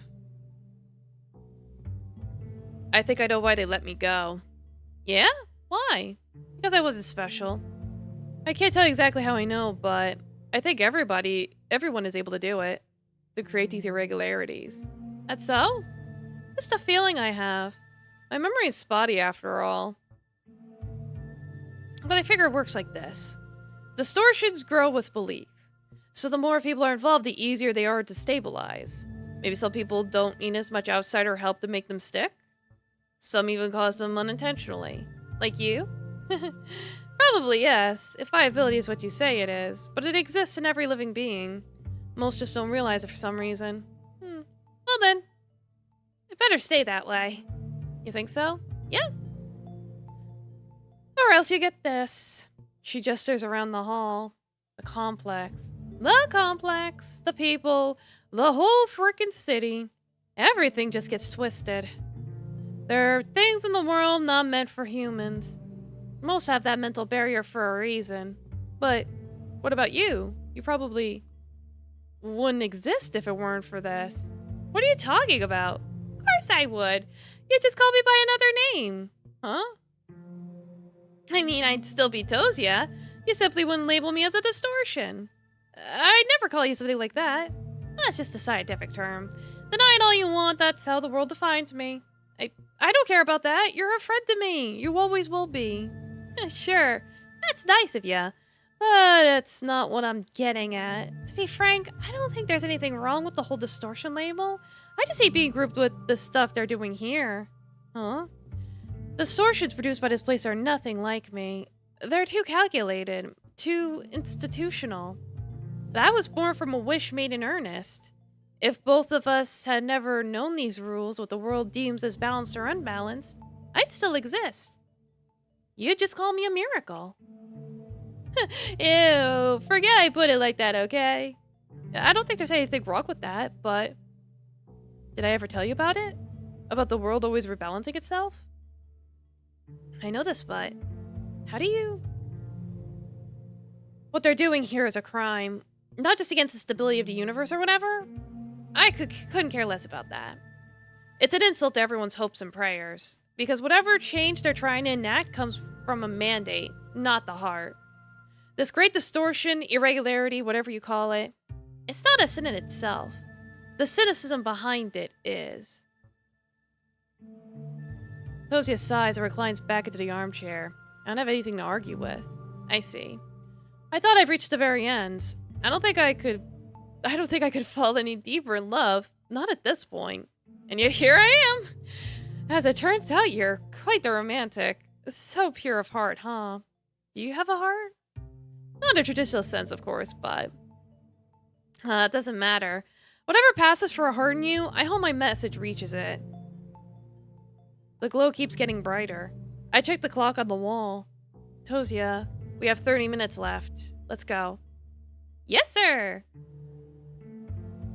Finding the exit to the roof doesn't take long, just a separate staircase down the hallway.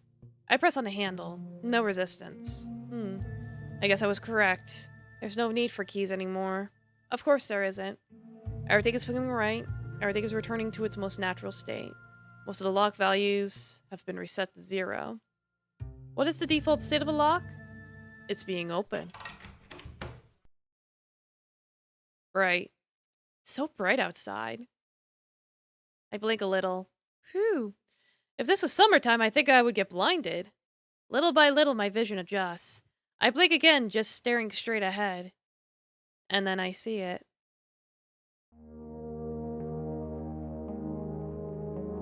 The sun?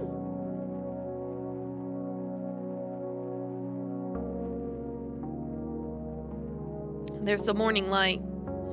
A pink haze sprawls over the vast horizon. It fades into the softest yellow hue, then into cyan, then into a sleepy purple shade. The darkness is now far behind, retreating back into the icy tundra, and the city rests below. What was its name again? I suppose that isn't important anymore. The music is a little loud. Let's turn that down. There we go. The streetlights are already off. The roads are clean and quiet. The windows of the blocks burn pink. Everything's silent. Everything's at ease. And right above me, stretching up into the soft, violent sky, is the radio tower. Ah! The snow! Huh? It's falling upwards! She's right. Shit. I didn't even notice that. Fuck, she's right. What? I take a look around. Whoa, you're right. Yeah, it's like I didn't even notice. The white flakes split off from the snowy mountains and calmly float up to the heavens. How cute. Everyone's going home. I stretch my arms out. The snow coats the bottom of my mittens. By the way, you still afraid of heights? No, not really. They were never that scary. Oh yeah? How about that time with the Ferris wheel? I was 9. It's like, the universe is falling apart. How's this cute? No! Well, look at you. I remember that. You sure did. Your memory's real selective, huh? And merciless. No, actually, a lot of things are suddenly much clearer. Yeah? Yeah, she'll be fine. Yes, they're not the good things, but I see.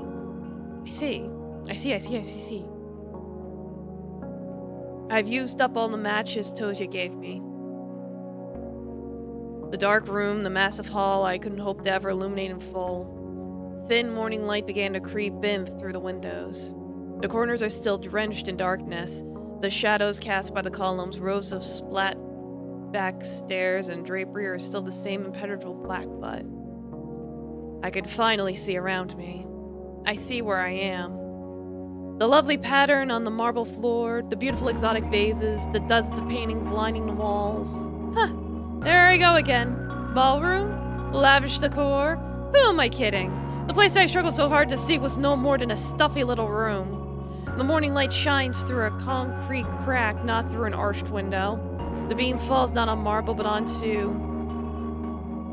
There isn't much to fall on. My own pathetic figure writhing on the floor, crying for Tosia.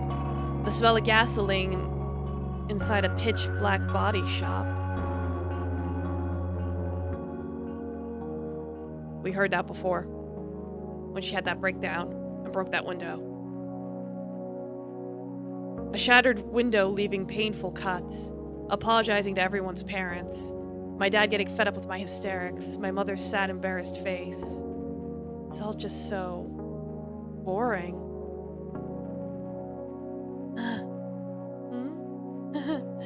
Sorry. What for? You asked if I remembered anything from right after you went away. So? It's not even worth talking about. You already knew that, right? Yeah. I feel that I've had many dreams where the world just falls apart into nothing. Oh, it's a pretty common thing. You're still gonna do it? Of course. That doesn't change anything. Glad to hear that. Like my whole life is flashing before my eyes and it's boring. Glad to hear that. Well then, up we go? I nod. Up we go.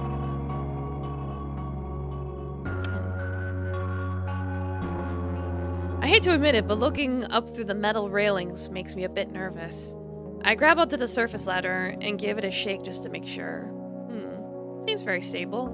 Not even a rattle. That's good. I mean, of course, it should be safe. This place had to be well maintained. And relatively speaking, the climb isn't all that high. There are much taller radio towers out there. Even if I had to climb one of those, it wouldn't be a problem. I'm really not afraid of heights. I wasn't lying. I wouldn't be scared. You alright? Yes, all good. What am I doing? At this point, I have no right to hesitate. I step onto the ladder and begin to climb. Tosia follows suit. I thought they were about to fly with the snowflakes. Not yet! Link, link, link. My boots aren't exactly made for this. Gotta be careful not to slip. I didn't think of it at first, but now that I'm a dozen meters above the floor of the roof, the cold in my hands is becoming hard to ignore. Even with mittens on, it's freezing to the touch. Must be the thin layer of ice wetting the wool. Oh well. Letting go isn't an option, and neither is climbing down. You holding up okay? Yes, I'm fine. You sure? You seem to be getting tired. I'm okay. Listen, we both know you're a whip, alright? No use in playing tough. So it's chill if you just... I said I'm fine. Link, link, link, link. You. Link, link, link, link, link, link.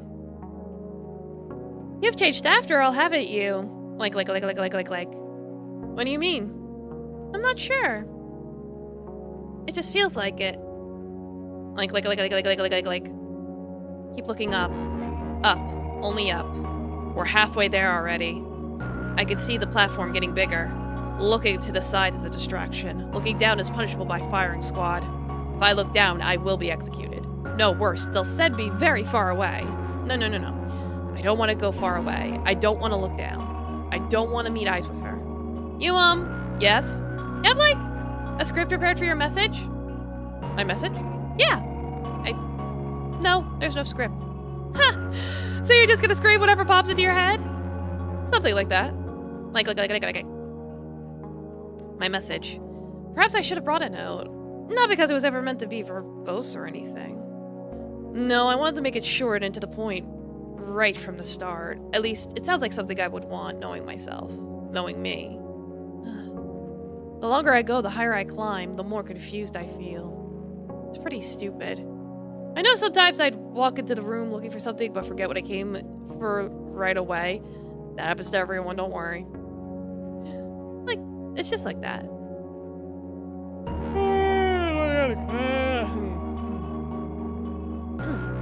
Something that was so obvious to me 2 steps ago is now a mystery. So I rewind and try to carefully retrace my path. But I'm already 2 steps above.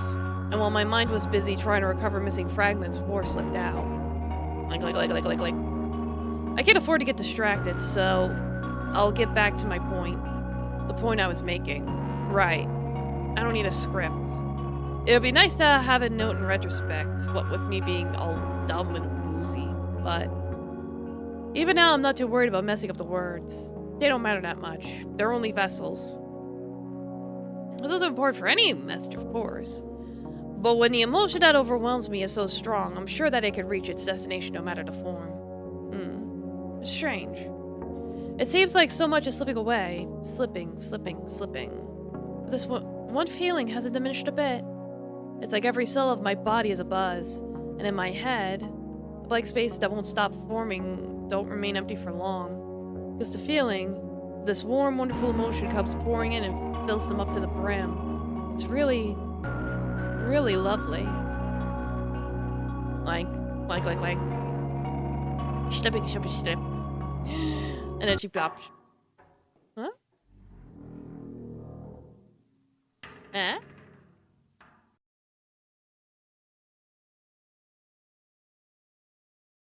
Oof.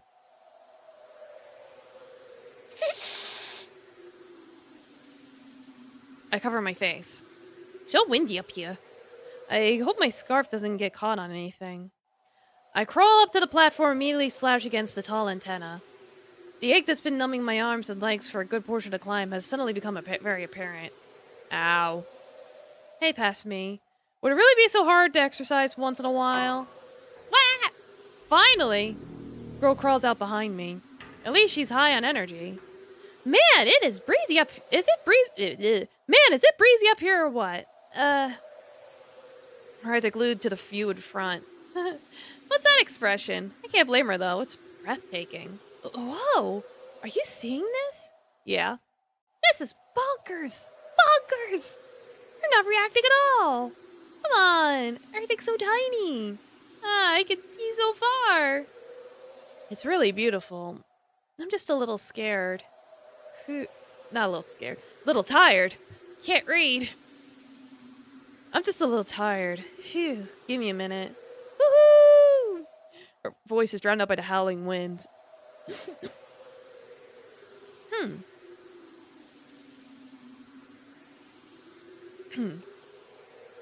She laughs.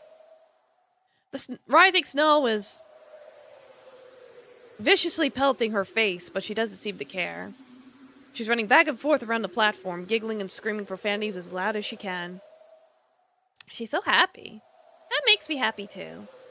I stand up and swipe the snow off the back of my coat. The clumps detach and float into the sky. The sky.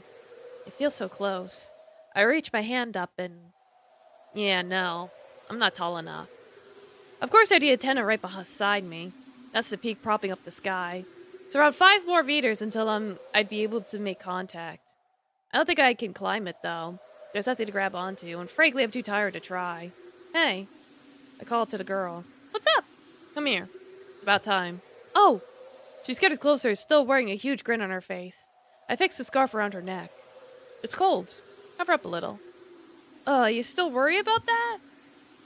Don't pout. I don't want you to catch anything, that's all. She lets out a sigh of resignation. Are you my mom or something?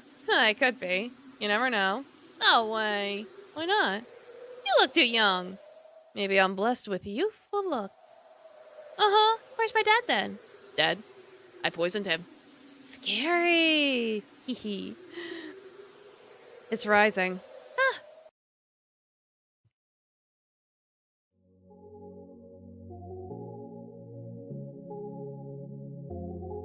The sun!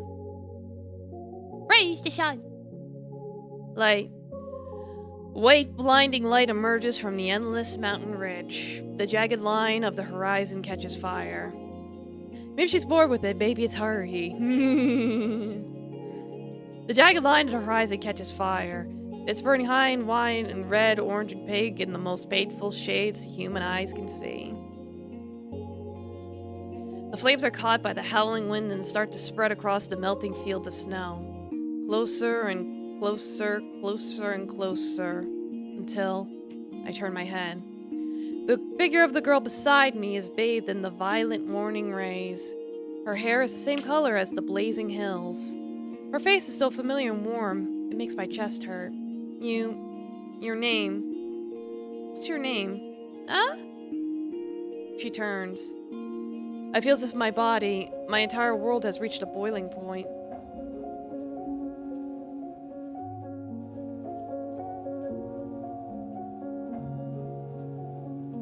Your name. Who are you? Oh, sorry, I'm not sure. And you are? I see. That's okay. Okay. It's alright if you don't remember. It's probably not important. You really think so? Yes, because I feel like I've known you for a very long time. Me too! That's wonderful. And there's nothing to worry about, right?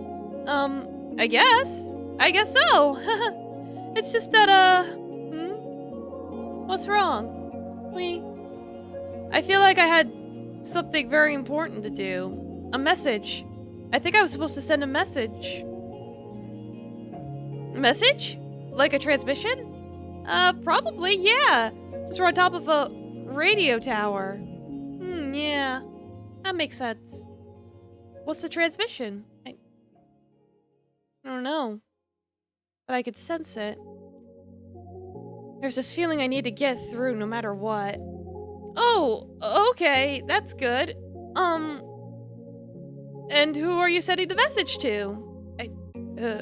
It's for... I look around. The endless tundra wraps around the globe. The western front looks cold and dark, but soon the fire will spread over the surface of the earth and fill the sky. The little town below is already engulfed. The metal tower is red from the heat, like a blade ready to be laid against an anvil. Little by little, everything burns up. In a few moments, the entire planet will combust. The sun keeps rising. The day is breaking on the searing peaks. The girl I know is smiling at me. This girl I know. This girl. How many times have I seen her face? How many times has she seen mine? I can't say. I really can't remember. I know her better than any other person on planet Earth, and I think she knows me better than anyone too. I know her eyes have seen me at my worst, and I can only hope they've seen me at my best. Is my best enough to outweigh my worst? I wish I knew. But she's still here with me. Even after witnessing my lowest, most embarrassing, most disgusting moments, she's still giving me such an earnest smile. The person closest to me. The person standing in the ring of fire. My best friend in the whole entire world. Is something wrong? No, not at all. I shake my head. What was my message for? There is only one reasonable answer. I have something to tell you. Huh? What? That's right. I have a transmission for you. So get your receivers ready. Me? Yep. Alright, transmission starting. In 3, 2, okay, I'm listening. I'm on the line. 1.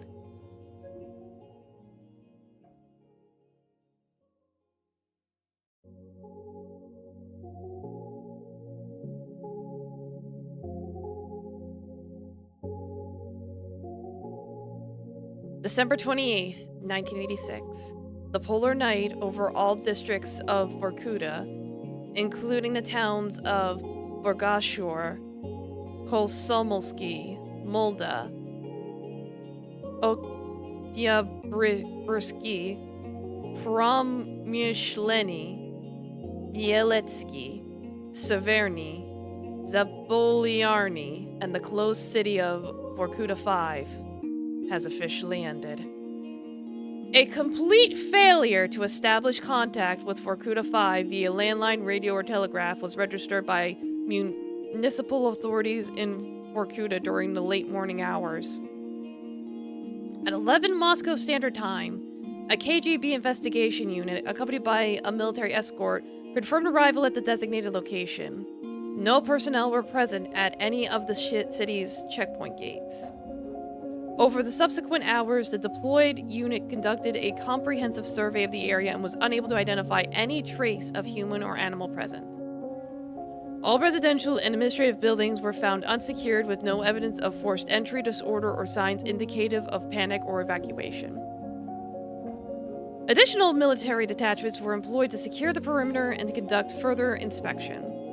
A contingent of government officials and a technical commission was dispatched to retrieve confidential documentation and sensitive materials from the local research complex. All documents related to classified work on structural dynamics have since been transferred to the USSR State Archive. A continuous radio transmission originating from the town's communication tower was located and disabled. The intent of the transmission remains undetermined. While the broadcast could be interpreted as a malicious hijacking, the surrounding circumstances prohibit such a conclusion at this time. Public disclosure of the event has been Public disclosure of the event has been withheld. Close relatives of missing 4-5 residents have been issued monetary compensation in the amount of 200 rubles per case. It's like, yeah, sorry your relative blurted out of existence. Here's $200. Or whatever rubles are. Addendum. Uncertified civilian reports indicate that the aforementioned transmission continues to be intermittently received across various locations in the Korea Republic despite full shutdown of city infrastructure. Yeah, it sounds like a SCP file. The signal is most clearly detected between 10:30 and 11 Moscow Standard Time. The transmission consists of a repeated phrase in Morse code, the content of which remains under review. Someone take a screenshot. Translate it.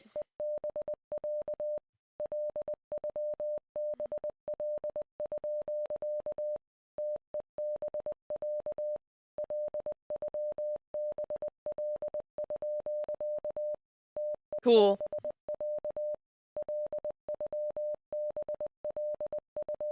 Okay. Then pause. Why? Come on, you're so freaking slow.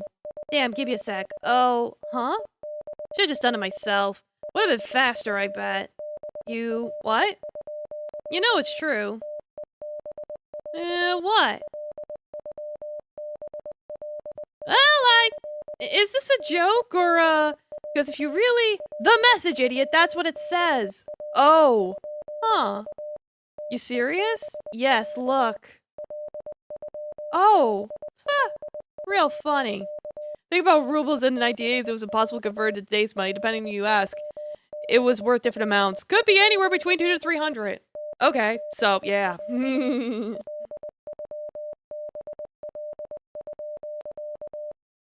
Ah, that's what it says.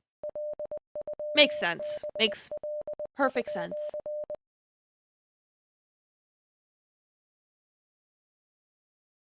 Largely depended on the rubles of what goods. Fair enough.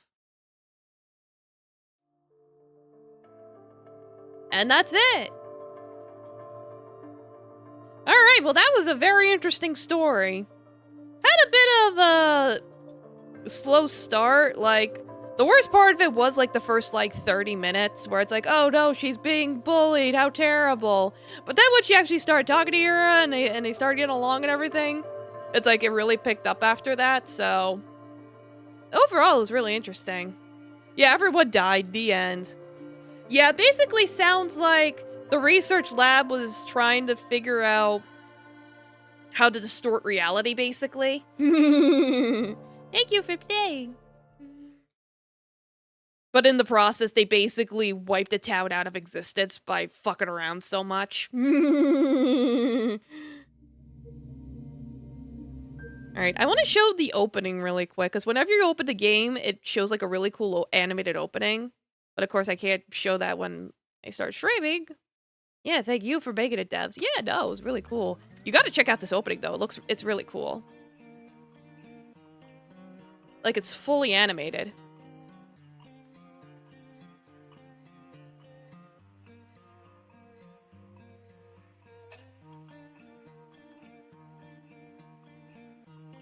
My body is too soft, my outline is too blurry.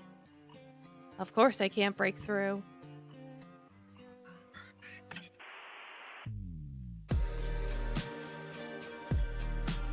And the music, too.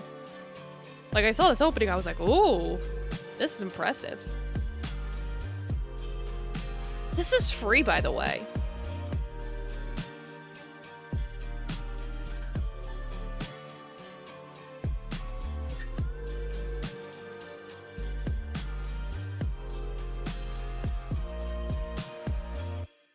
There you go. It sounds like the researchers were trying to reduce the humes in the area. Well, they were definitely researching something. It's like, that's what it seems like. Like, the fact that they basically... It's like, it seems like they originally experimented on Azia. Double Kedish, welcome, how you doing? They were originally experimenting on Azia because she created Tozia, But then it turned out, oh, all humans are capable of doing this, so they probably were like, you could go, well, we're gonna find some other subjects to experiment on. But eventually they got so carried away that it caused the town to just collapse from all the distortions they were creating. It's like trying to mess with a game's code. Like the code, it's like there's math and numbers and everything in the code, and you try and like mess around with it to try and like give yourself like infinite health or infinite items, and instead you break the game. That's how I interpret it. It's like that's how I'm interpreting it, what happened basically. It's like they messed with the reality so much that they broke it, and as a consequence, everyone basically went crazy and died. Yeah, this is why the Foundation contains reality benders.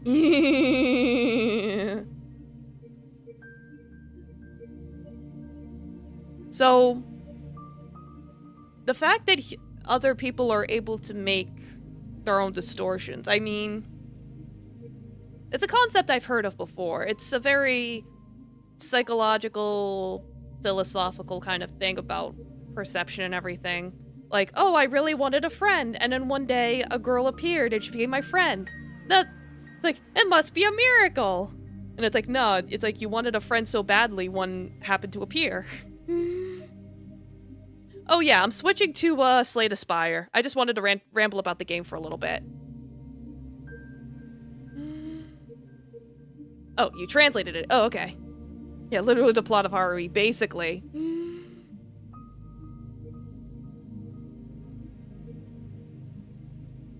Do you want to join our band? Yes, I do, but I could only play the drums. Too bad that you can't join the band. Aw. If that might be like an Easter egg then, if that's actually what it is. Like I could see them squiz. That's what you got. Yeah, then they might have slipped that in as like a little joke. But either way, it's like they made it pretty clear that the message was her just saying, I love you, because that's what she wanted to send out to the universe. That was the point of her going to the radio tower. So it's like, even after she died, her message lasts forever, as long as the radio tower continues to send it. Which is really poetic. Well, she was a very poetic girl, so it suits her very well. Yeah, it's like she ended up transmitting a bad joke instead. It might be one of those Russian jokes that might have gotten lost in translation. Even when the radio tower's disabled. Yeah, that's the thing. They tried disabling it and it would just keep going. So it could be that because that could have been like her last distortion before she disappeared, is making sure that her message continued on to the universe forever, no matter what. So yeah, like I said, that was really interesting. It's like, the more I think about it, the more I appreciate it. It does definitely give me Serial Experiments Lane vibes, and I mean, just looking at it, it gave me Serial Experiments Lane vibes, and I wouldn't be surprised if it was inspired by the anime. I really would not, because it very much is like it. It's just... With Lane, it takes place in, like, the late 90s, while this is much sooner. So this is more,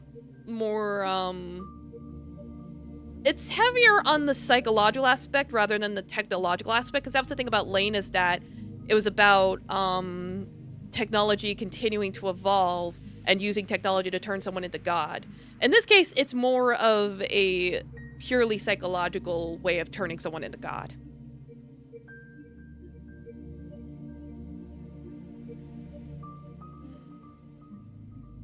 And it's only because the game looks at us trying to figure out the ending and it's like, you don't seem to understand.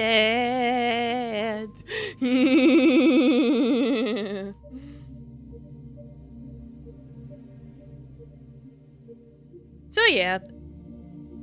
Like I said, I'm gonna switch to Slay the Spire now. So what I'll do is, well, I'll put the game up. And then I'll pee. I'll go to the bathroom and then we can jump into it. Yeah, it was an experience, definitely.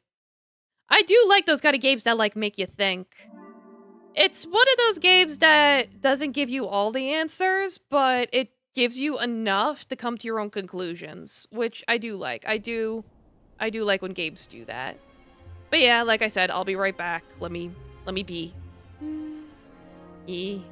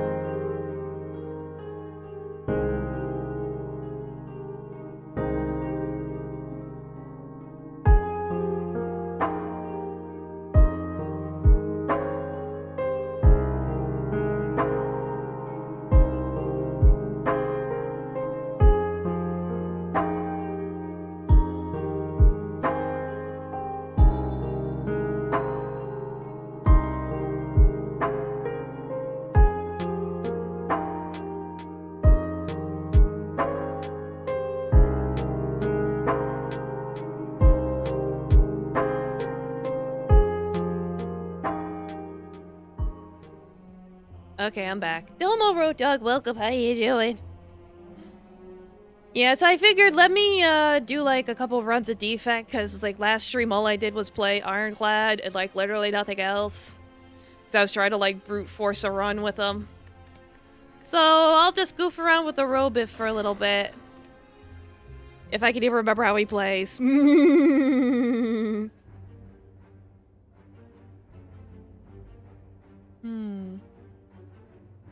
Sure,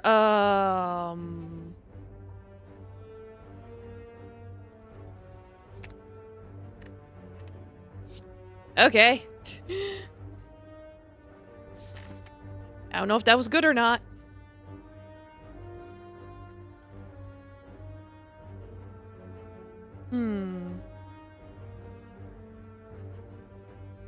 Definitely want to make sure I run into elites.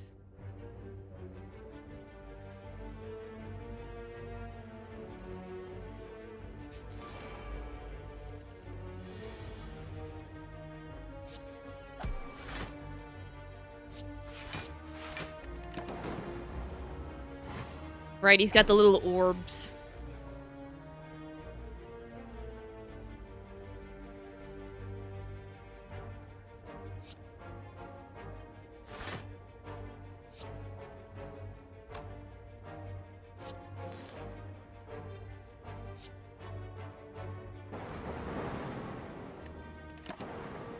Okay, yay.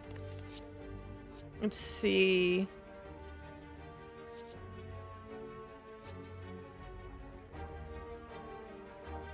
Draw one card for each unique orb you have. Chill.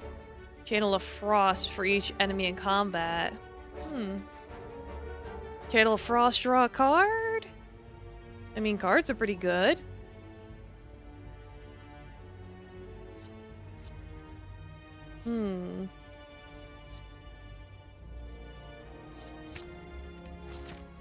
Sure, whatever. I'll figure it out. Maybe. Maybe not.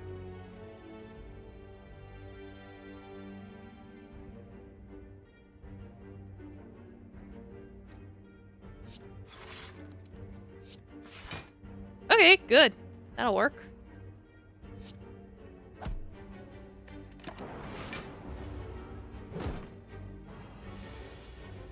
Right, because Frost blocks.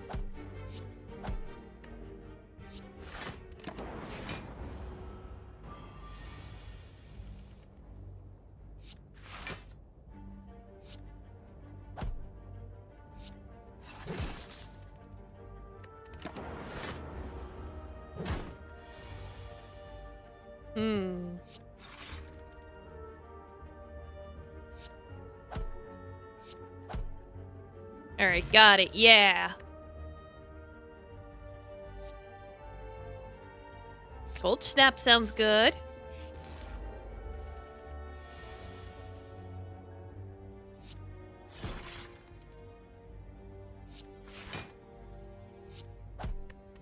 There we go.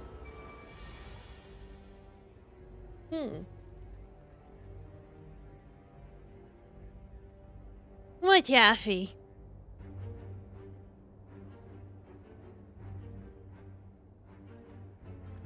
He's looking at me. I don't know what he wants.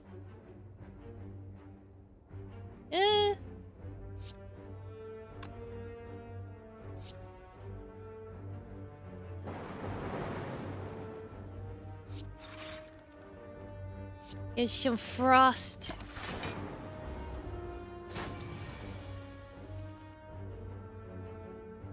Gotta be frosty.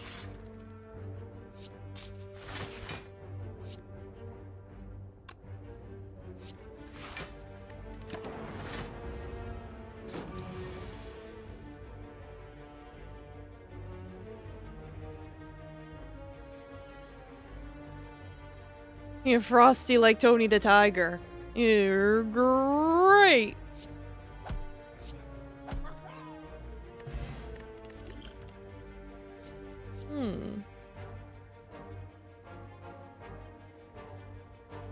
Let's see, reprogram, ball lightning, reinforced body.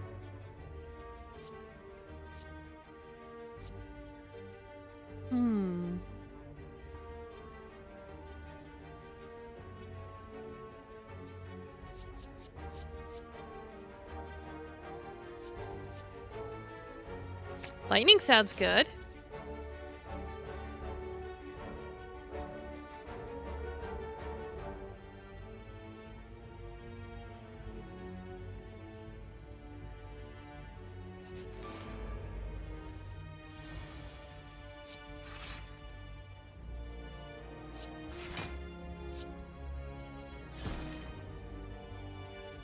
Yeah, let's get frosty.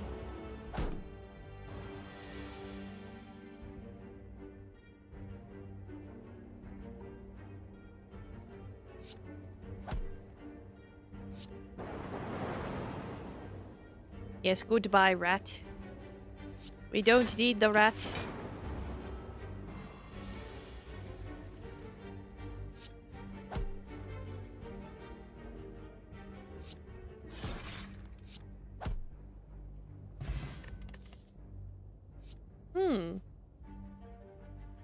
Deal 3 damage, apply 1 vulnerable.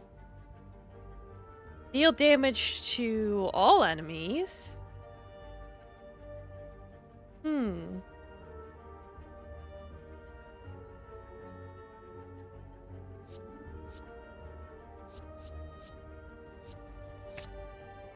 Get an AoE attack.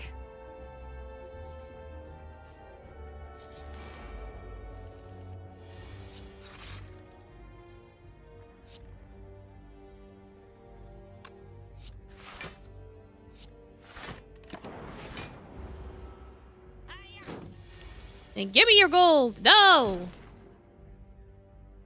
I don't want to give you my gold.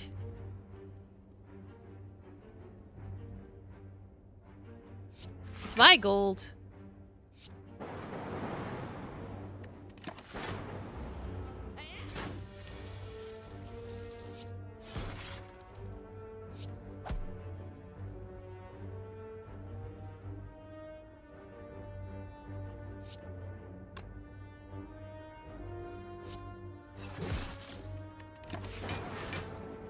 Alright, yay! Give me back my gold.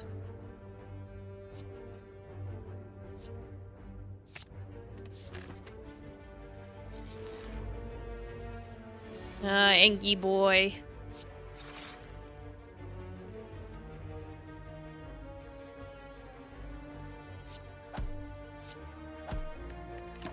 Gotta deal with the Engie ogre.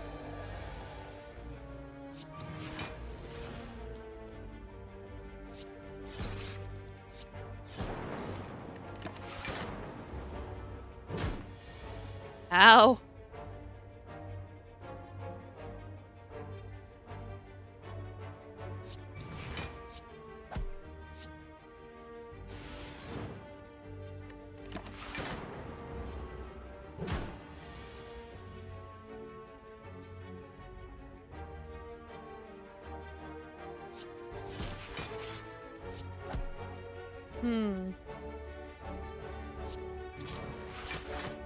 There we go.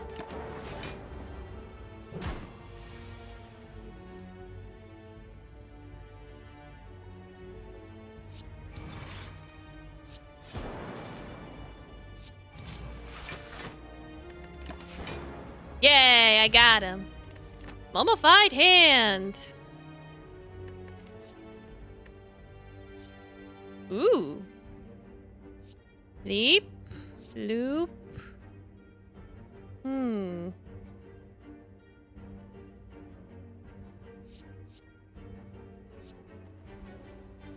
At the start of your turn, trigger the passive ability of your next orb. That sounds like it could be useful. Maybe. Perhaps.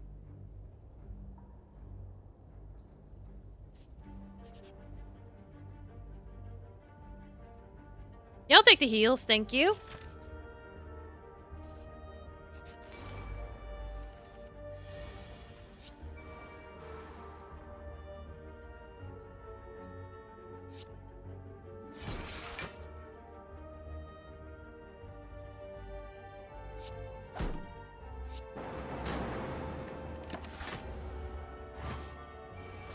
Oh no, not the sticky web.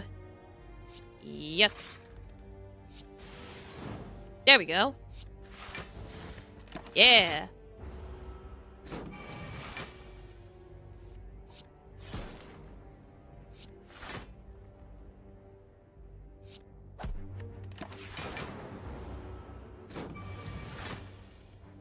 I gotta take care of this guy quick.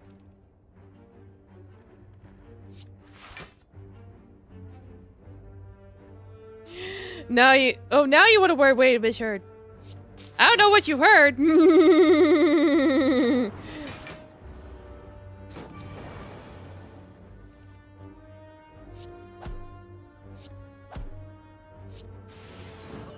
Yay. Alright.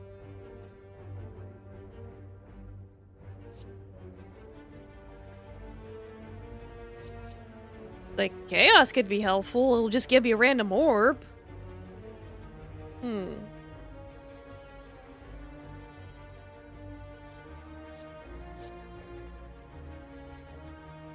Yeah, I'll take the battery. More energy. Yeah, give me some meat.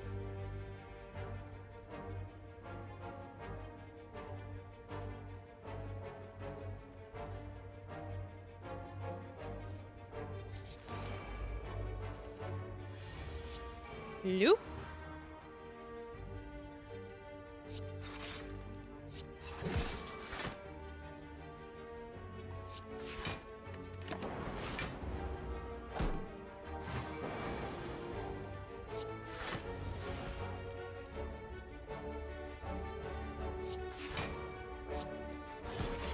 I'll take more energy. I like having more energy.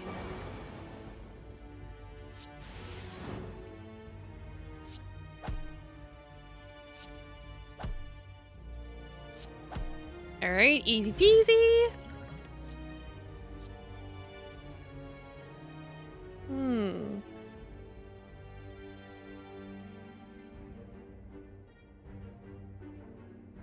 Double energy could help. Maybe.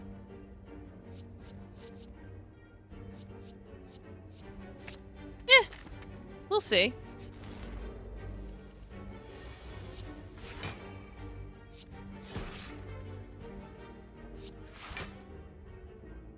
Of course, this bad boy's gonna be aggressive.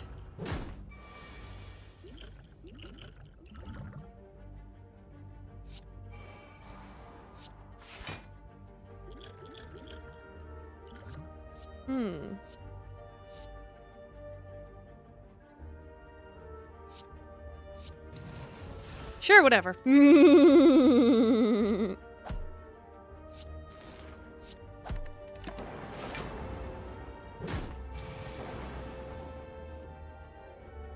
I'm being slimed.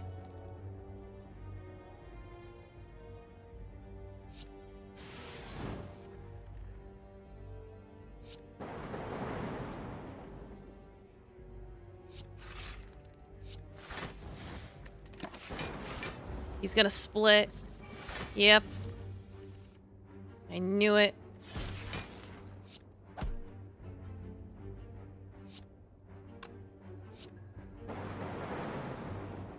Oh yeah.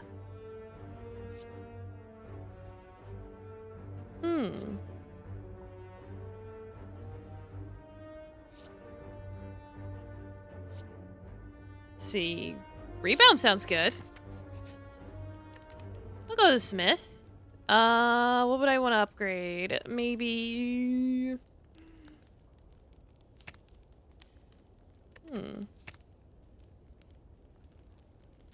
Ooh, Loop Plus, maybe? Big Sweep? Cold Snap Plus? I think that'll work.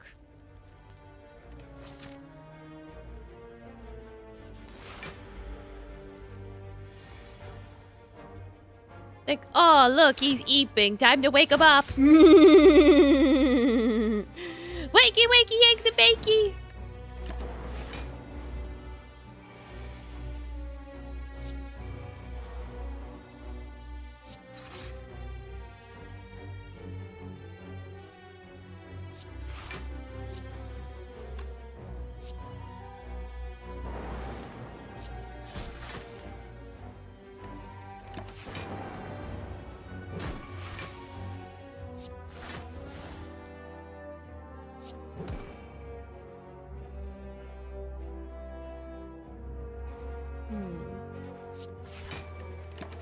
Yeah, there we go.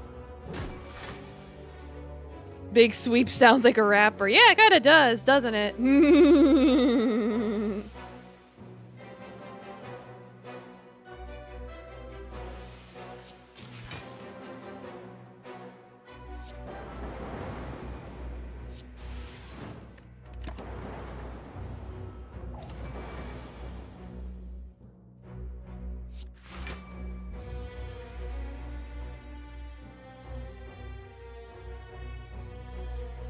Hmm.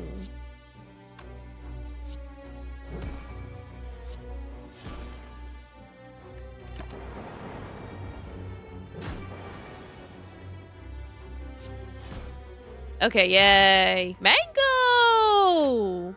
Mango, mango, mango, the mango, mango.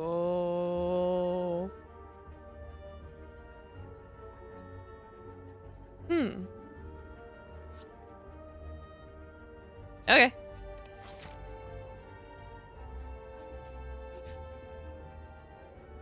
Before you lies an elaborate shrine to a forgotten spirit. Blizzard seems to really suck. I'm not liking Blizzard. I'm taking that out. As you kneel in reverence, you feel a weight lifted off your shoulders. Alright, rest before the boss. Let's see how well we do.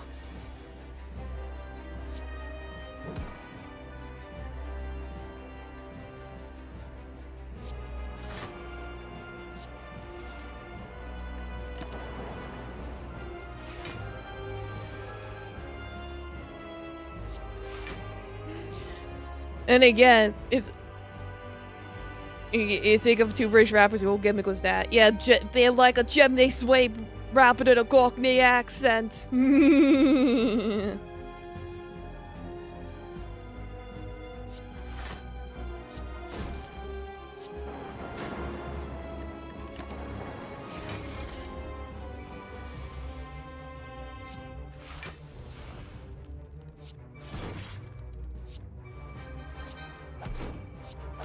There we go.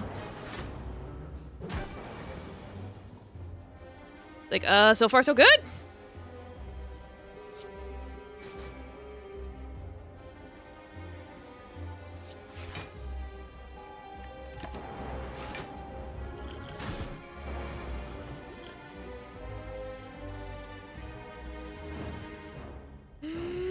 That's your Cockney accent, is it? I don't know.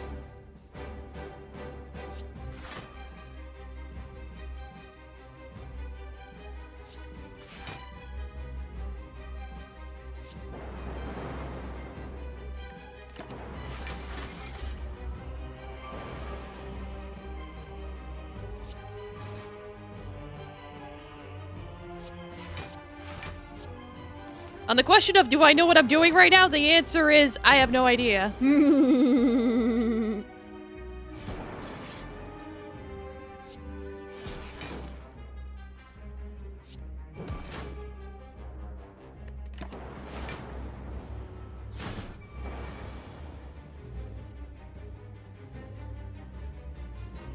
Like, I think I'm winning.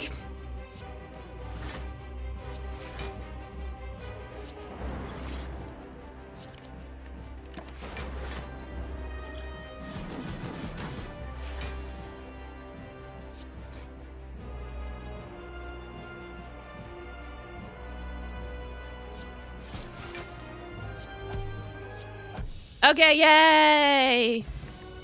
I win! That's just 21st century life. Yeah!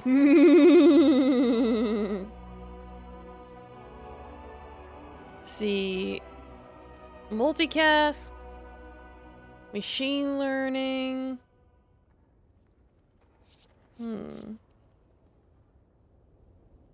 Get an additional card. Shuffle all your cards into your draw pile. Draw 4. Machine learning could be good. Alright. Places cracked core. If you end your turn with any empty orb slots, gain a channel frost.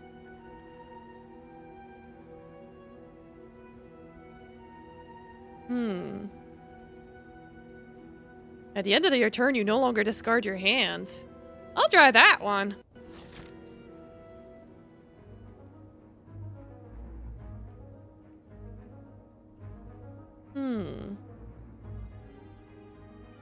Which way do I go now?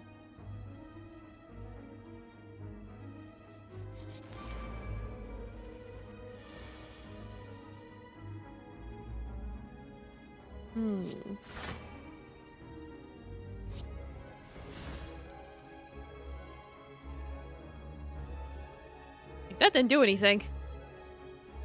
Ah, whatever.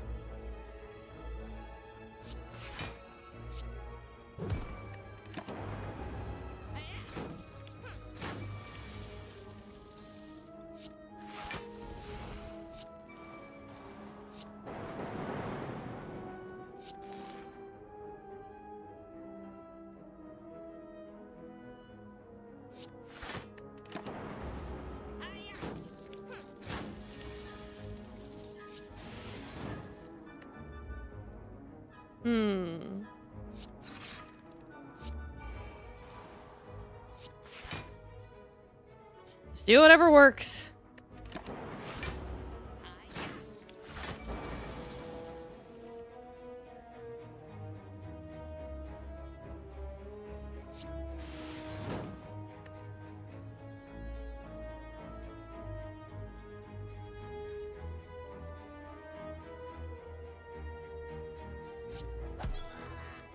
Alright, you're down. I think he's gonna run away. Yeah. He exploded in a fart cloud.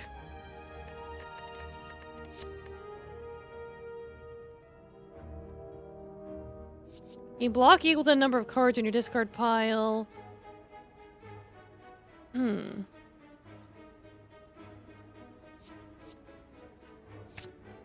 Yeah, give it a shot.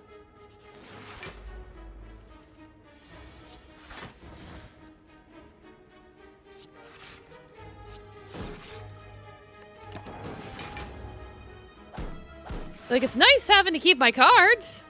I like that.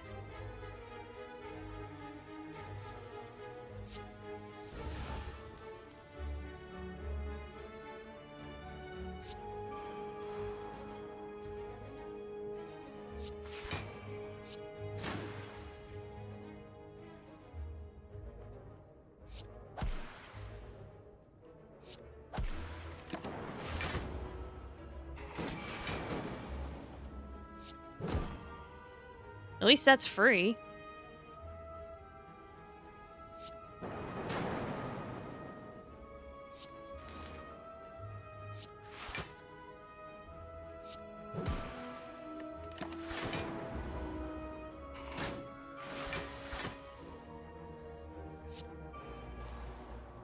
Like, my hand limit's 10, but don't worry about it.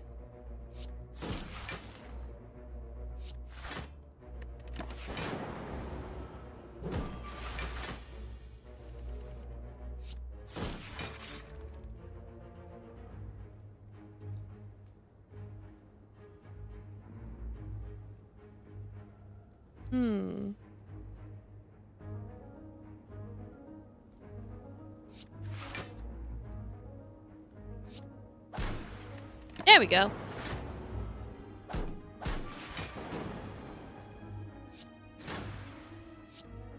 Okay, goodbye. I receive unblocked attack damage, channel 2 lightning.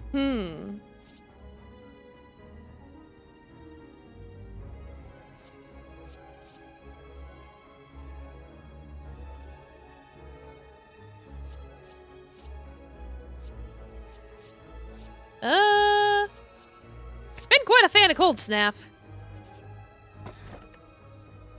Cool. Yeah, Wayne.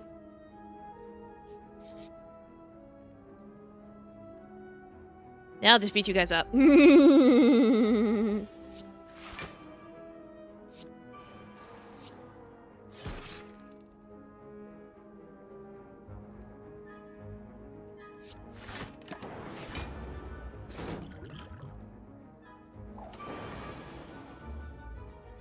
You throw explodey potion.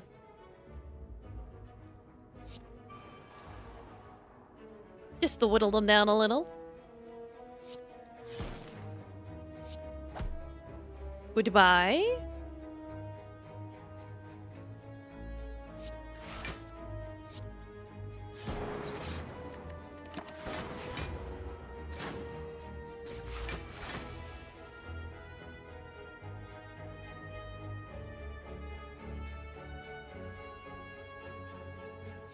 And messing up my attacks.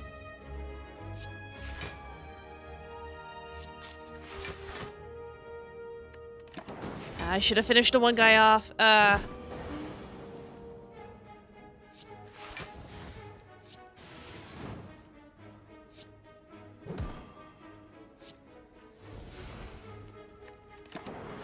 card seems to never work. Like, my hand is full. Don't worry about it.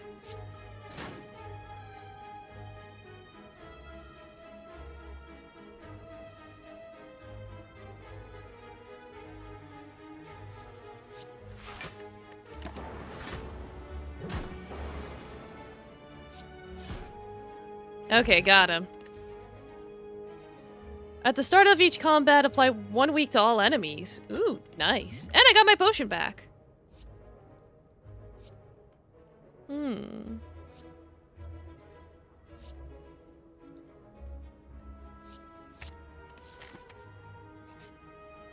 Alright, let's see what you got in the shop.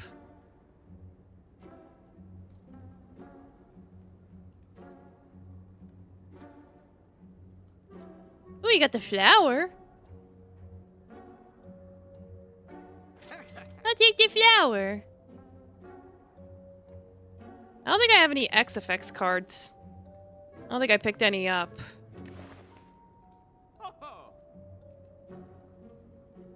So...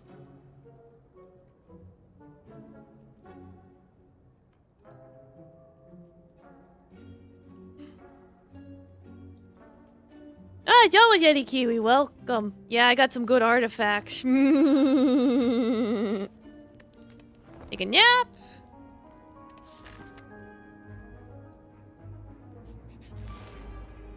Oh, it's stabby knife.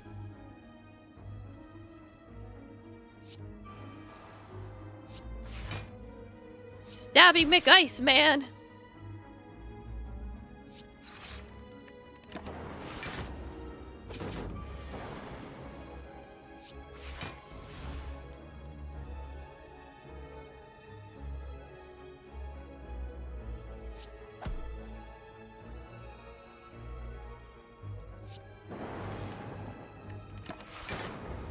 You Victor's your favorite cause balls. Yeah, he's got big balls.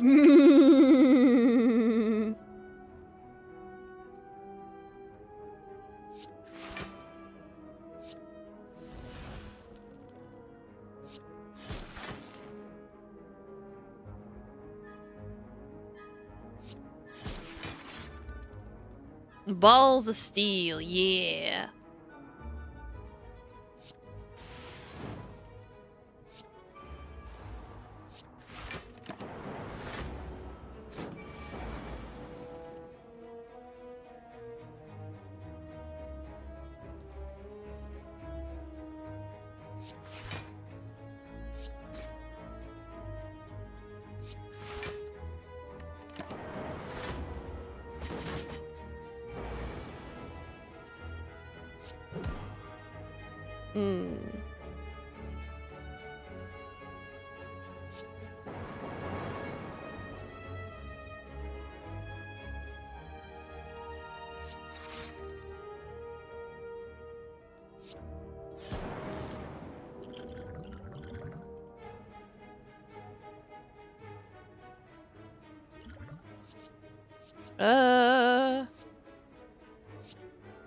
Yeah, help me out here.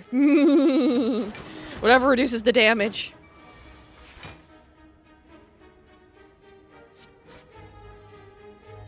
Alright, got him. Yay. Whenever you would lose HP, lose one less. Wow. Ooh, the first card you play each turn is played twice. Ooh, that sounds nice. I like the sound of that. Ooh, bronze scales? Sure. We'll upgrade a card. What do I want to upgrade?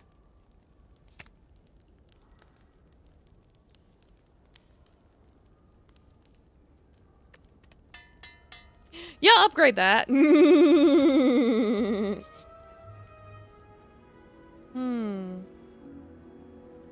think I have anything I want to remove. I think. Like, I think.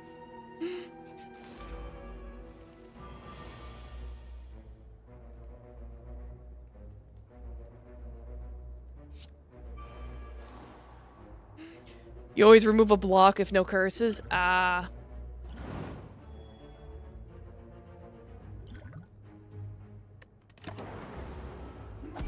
Oh, whoops, I didn't see the thing being free. Ah, whoops. Forgot about that. My bad.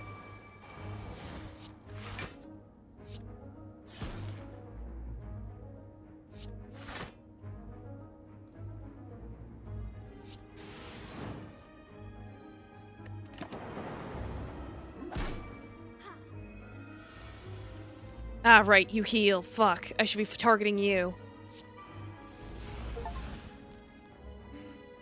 I'll check my posture. Yeah.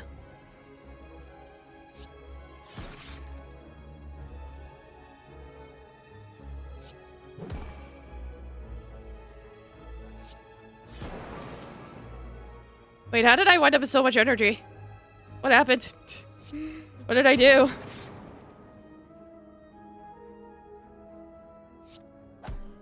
Alright, you're dead.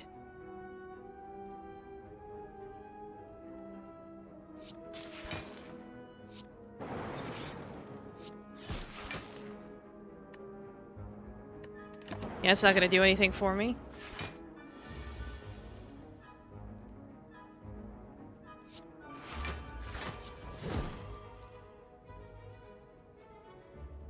Oh, wait, because the first card I play is played twice. The double thing was played twice. Oh, I just realized that now. Oh. Oh, I can see how I could exploit that. Okay, that's beautiful.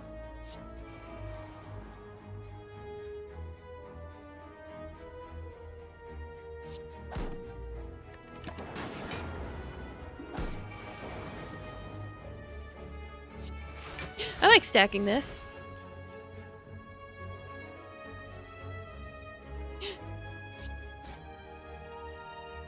Was it necessary? No. It's just funny. Okay, yay. Well,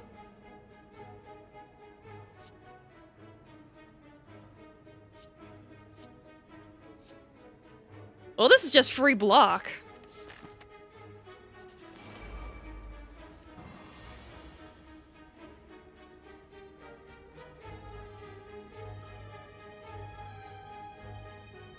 You like some boot sequence? Yeah, makes sense.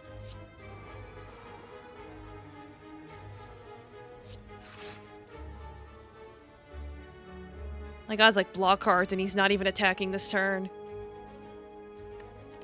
I'll hold off.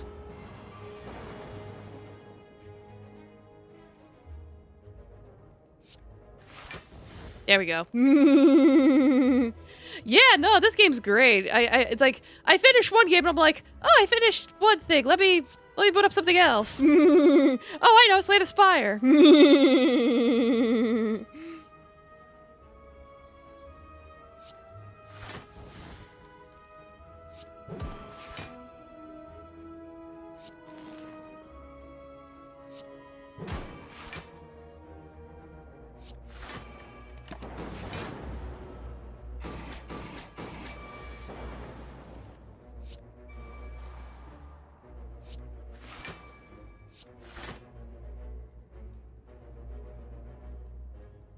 Can't do shit this turn.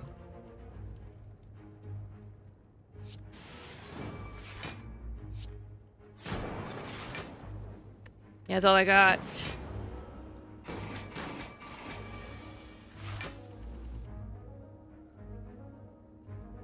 Alright, he's not attacking this turn.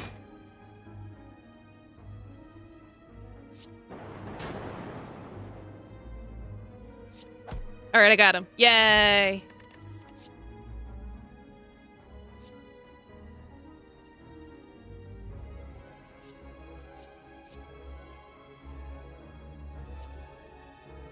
I like my lightning balls.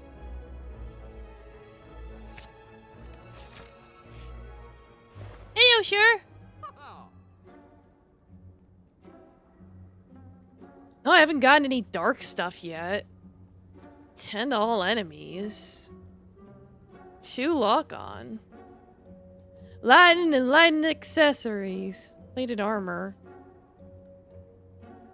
You may ignore paths when choosing the next room. Travel up to 3 times.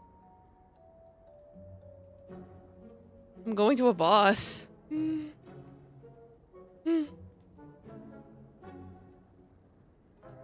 I like bandages. I'm always a fan of those.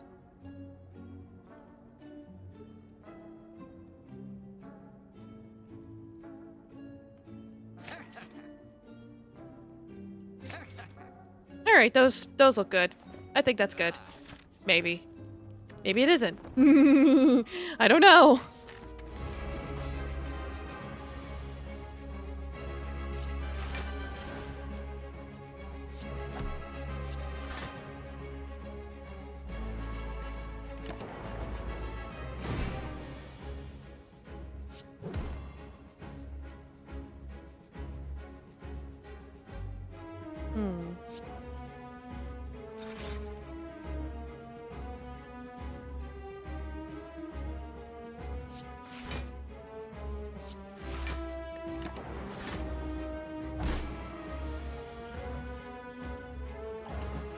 Jug my potions.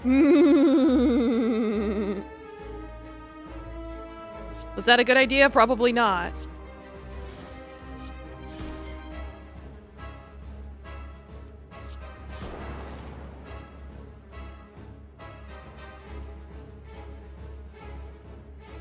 In fact, that may have been a terrible idea.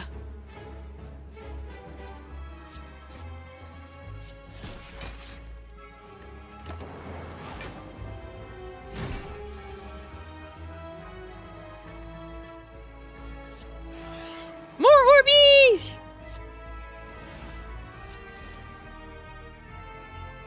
Give me the Orbeez, please!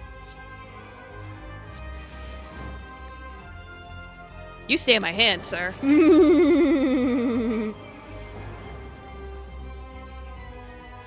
Get in there.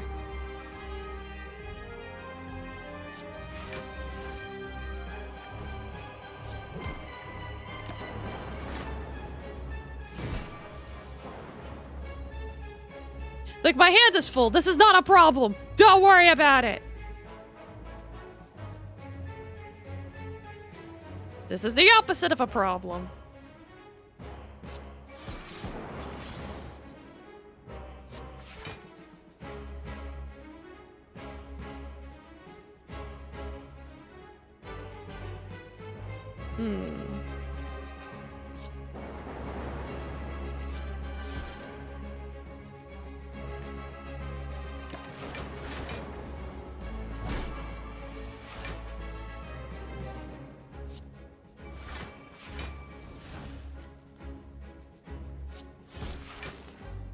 See. Yeah, it's like, I know, I got Echo Form. I know. I have to remember. Always remember.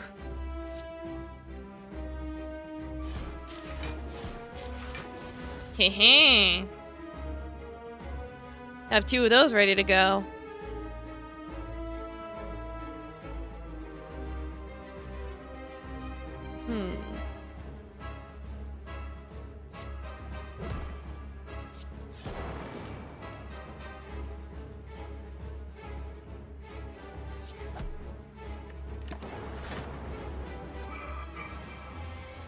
He's like, come at me, bro. I think, well, what if I don't wanna? Arigato.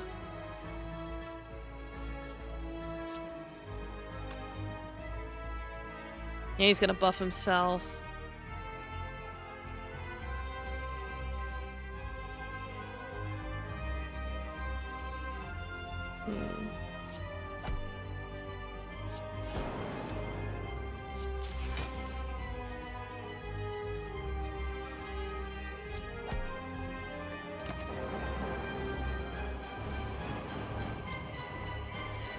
Yeah, I gotta put my thinking glasses on. Alright, what's the first thing I want to do? I'm in danger.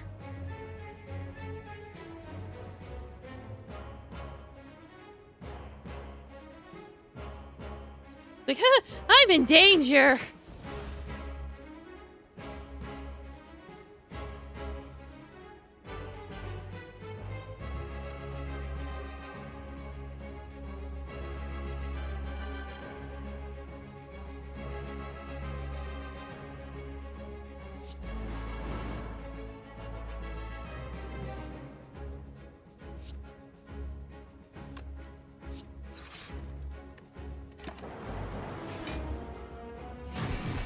Ow.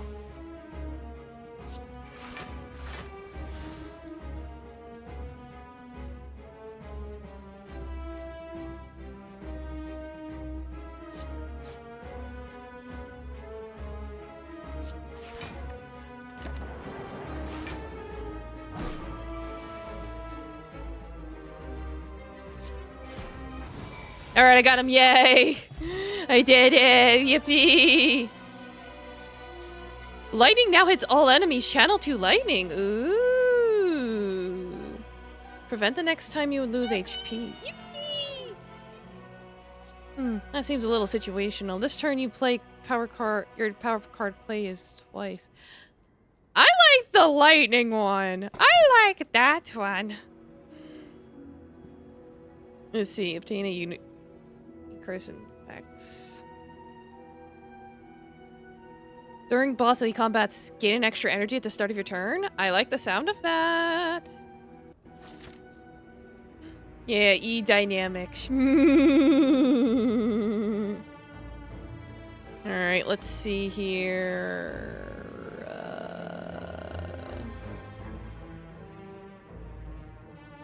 I'll start here.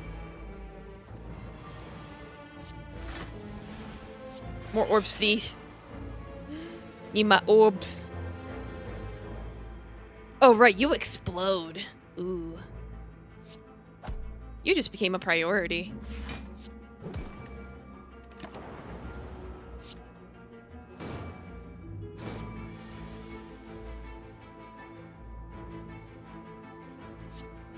Goodbye.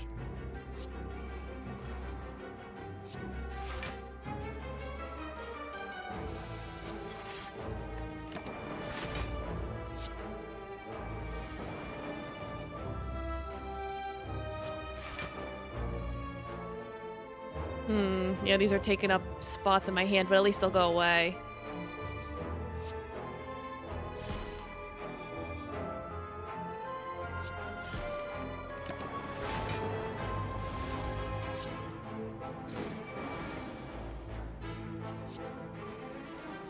Yeah, channel that. Yeah, there we go. Yeah! Let's go!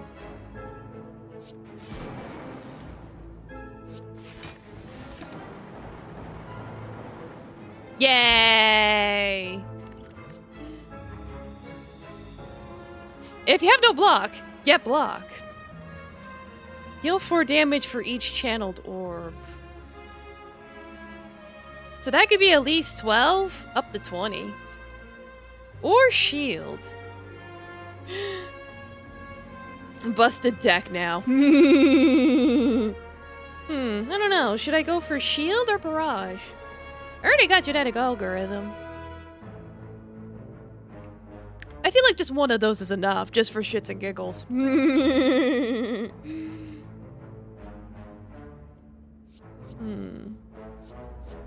Like, one gives me defense, the other one gives me offense.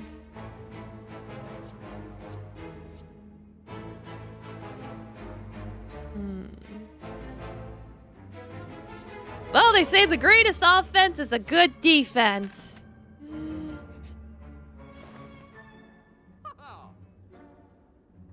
If you played less, one pill makes you larger. Add a random common card to your deck. Every 10th of deck, you do double damage. Choose and add 5 cards to your deck. The nib sounds neat. Like, at the right time, that could trigger and do a fuck ton of damage. Sure, why not? Yeah, it's like a crit, basically. want a rare relic.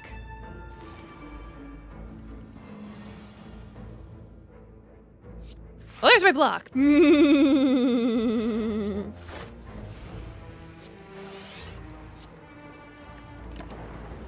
Like, there goes my whole hand.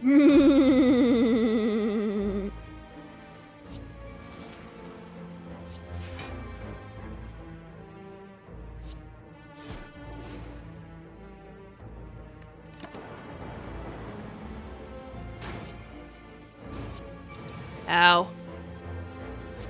That one hurt a little.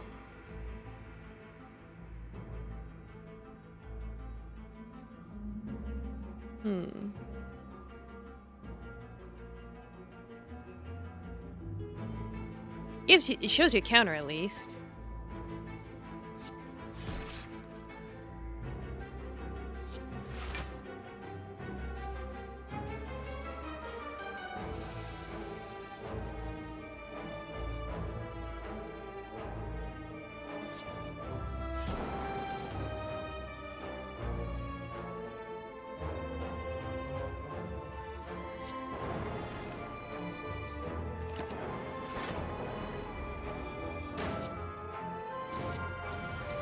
Oof, owie. Oh, hey, there's Echo. Also getting burned.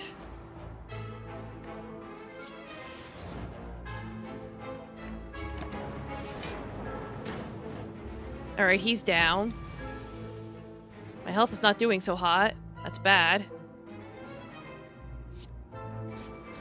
But he's dead now. Okay.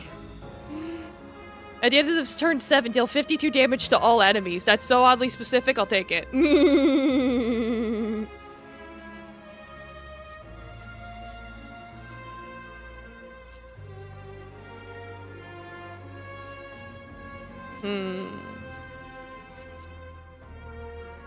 See, this would give me 12 block. That's basically a whole upgrade.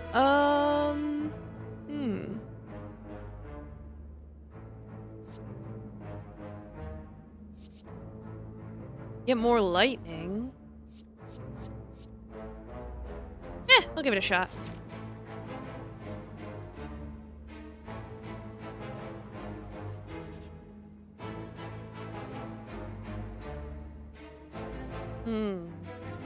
When walking and traversing through the chaos of the Spire, your thoughts suddenly begin to feel very real. Imaginings of monsters and riches begin to manifest themselves into reality. The sensation is quickly fleeting. What do you do?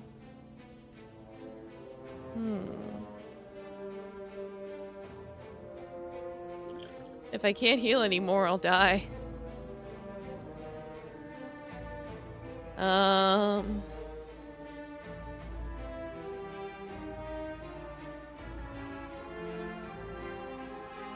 Yes, I'm getting 999 gold! Yippee! I'm rich! Well, at least there's a shop over here. But I was hoping to heal. Is there a shop over here on this side? Oh god, the coin sound effect is still going. Well, there's a heal here, so actually, I think I'm okay.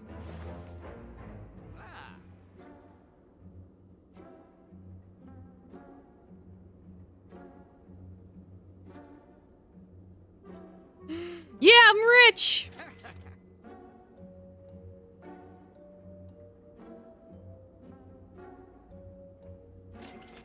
Like, I could get all the upgrades I want!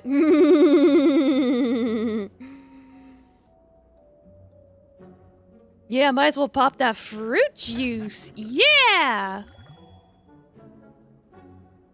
I like fruit juice!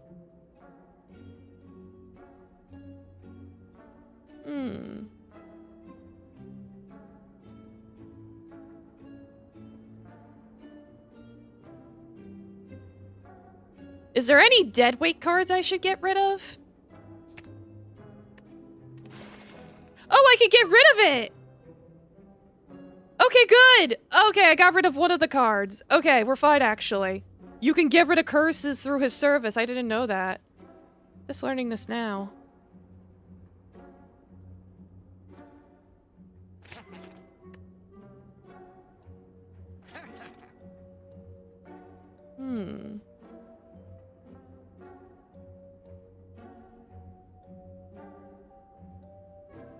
What's something I always want to start with? Probably something that gives me a channel, right?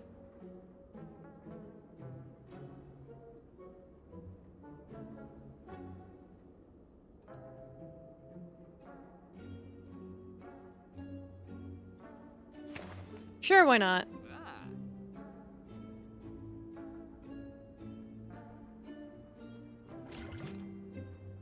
And I'll buy that too.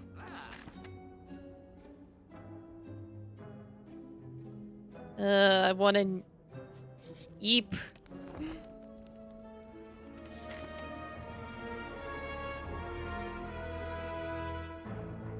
The path I have chosen is treacherous.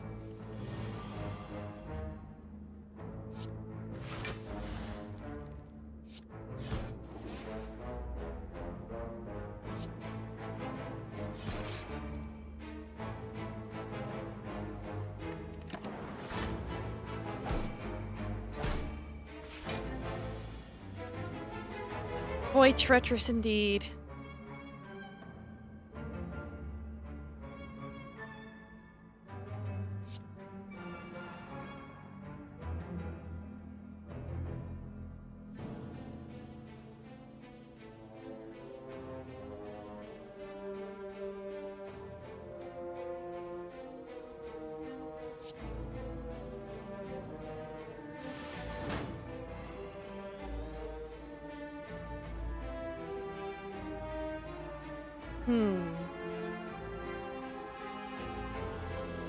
Hey, these guys are tricky because it's like you gotta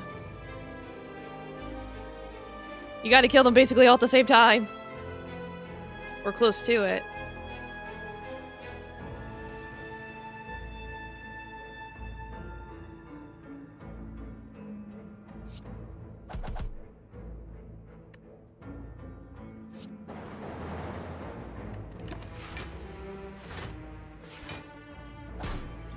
Nah, I should've used my potion.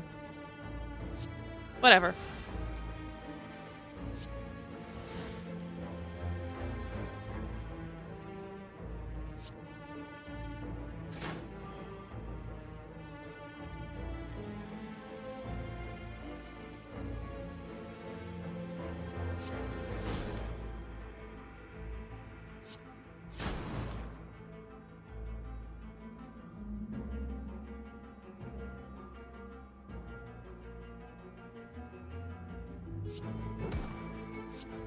Got it. Okay, yay.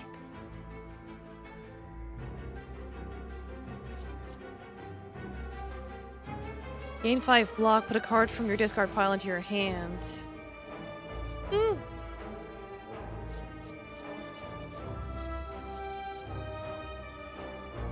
Or more ball lightning. I don't know, I don't like any of these. I'll skip. Like, I don't have to take every card. Especially if I don't like it.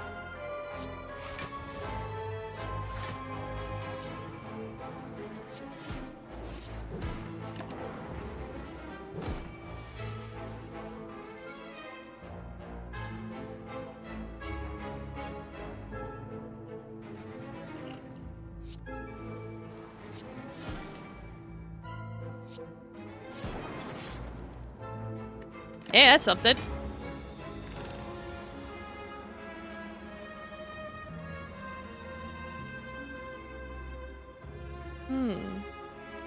Echo's an effect, so I gotta keep that in mind.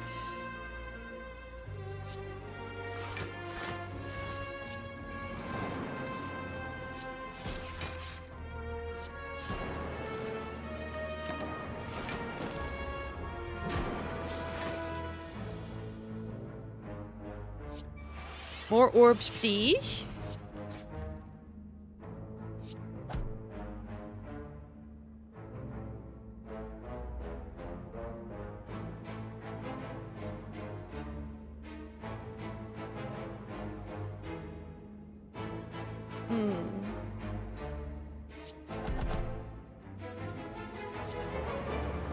Okay, got it.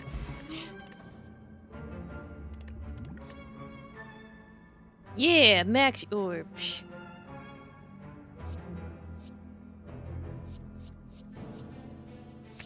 Alright, that works. Ornamental fan, that's a good one.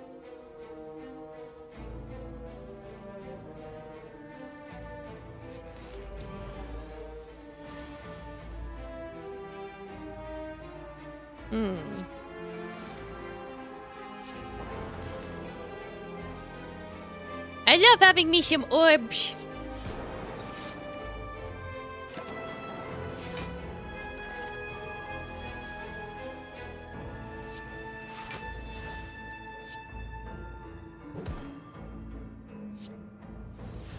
Give me all the energy, I'm gonna need it.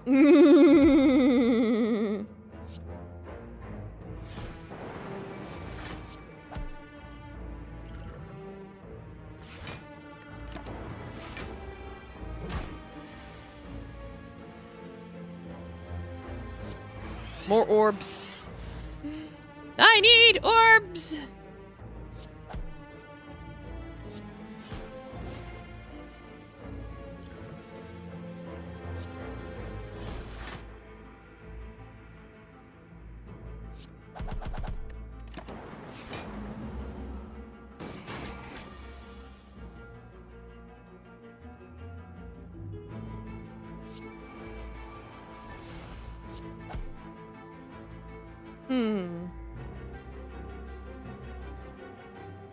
He's not doing anything this turn.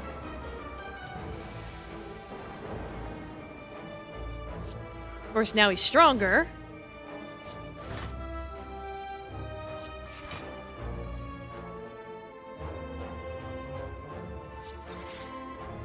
Auto shield only works once with Echo Form on. Okay.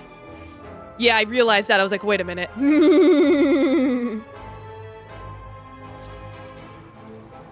Probably because it double checks the condition.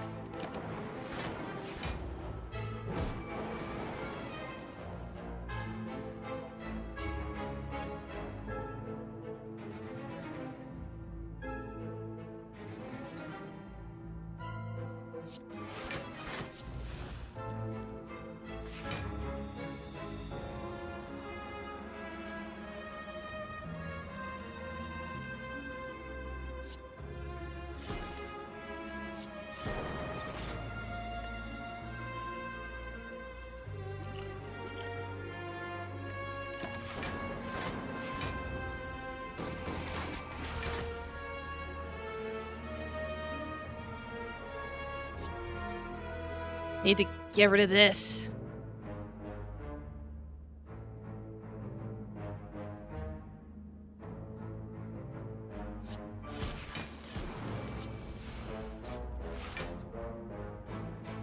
Now we almost got him. Oh, and then that triggers. Okay. Alright. I don't need that.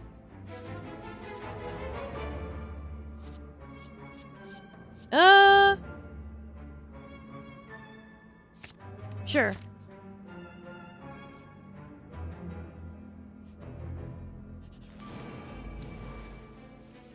More slime boys.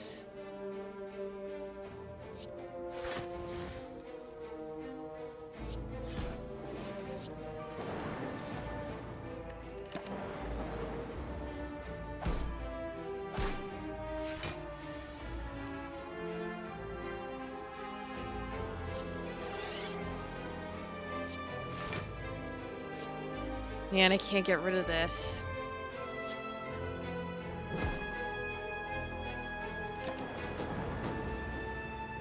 Really need to get rid of this curse.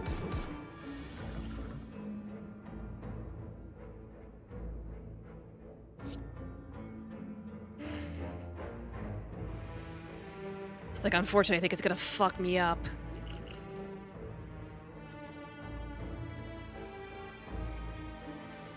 Like, oh no! I'm about to deal with the consequences of my actions!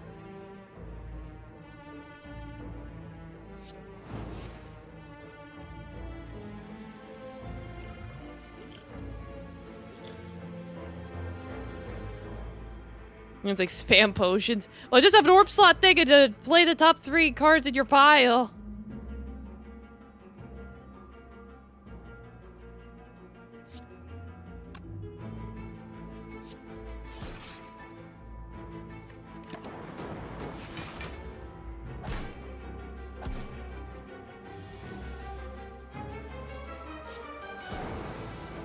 Okay, goodbye.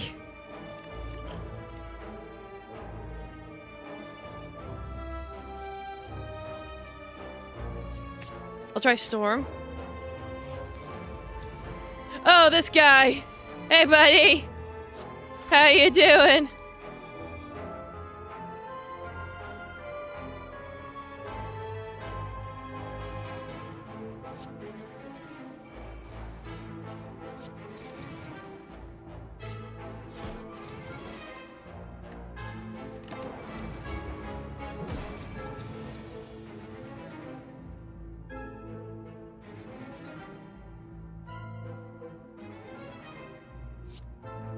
It's like, well, I just gotta survive. That's the important thing, really.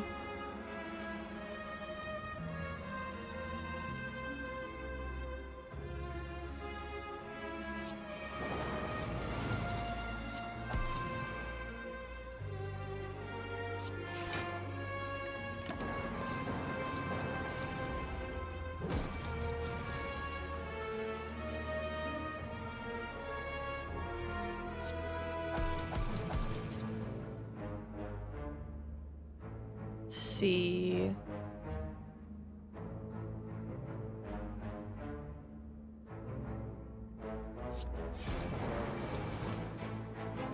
All right, that'll work.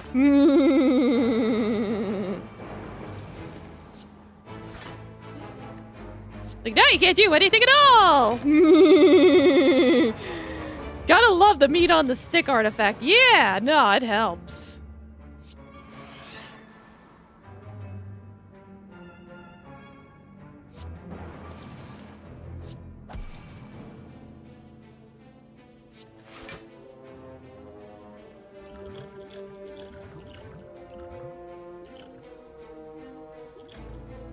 Yeah, shit.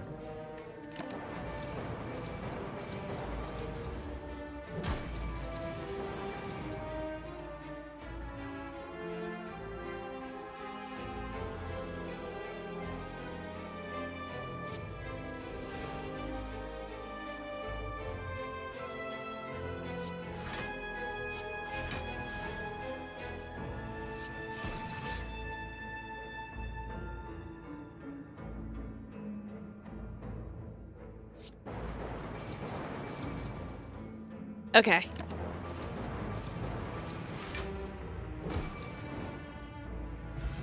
Yippee!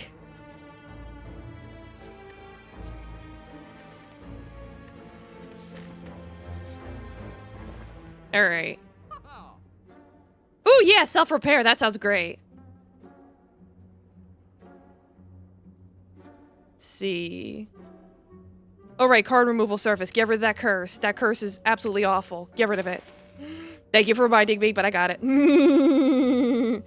When viewing your draw pile, the cards are now shown in order. I don't really need that.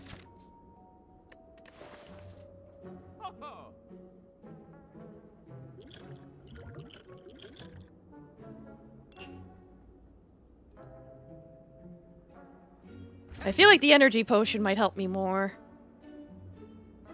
Okay.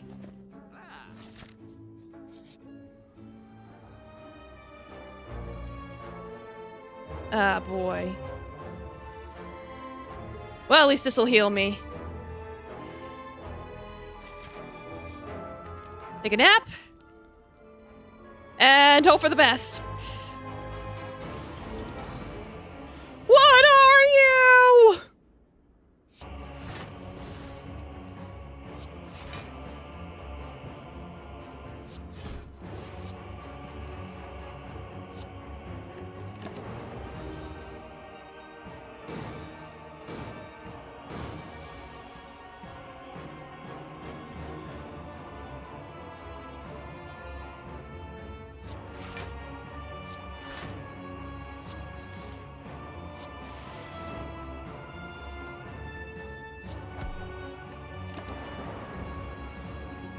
Who are you people? Whenever you play 12 cards, end your turn and gain 2 strength. What?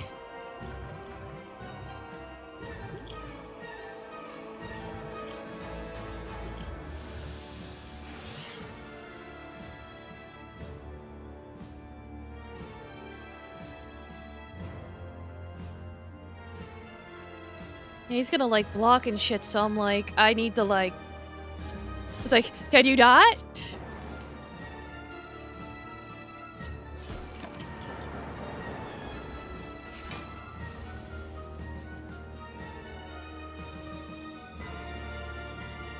Wait, so he gets 2 strength? When I use 12 cards? Nani the fuck?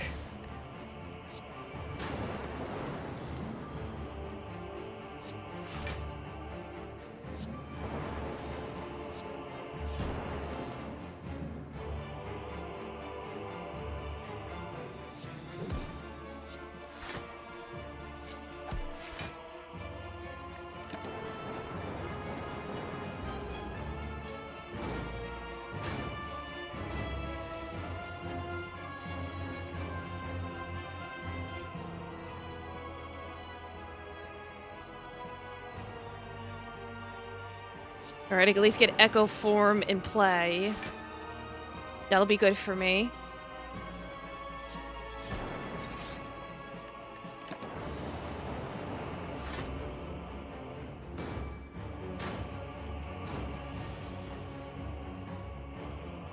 Oh, that's at the end of combat. Shit!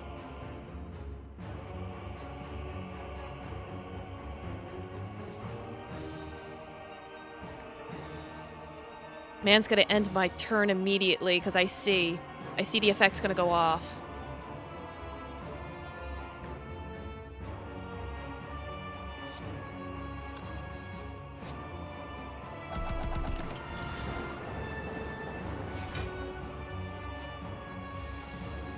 Man just healed! How dare! I have so many orbs! Look at my orbs!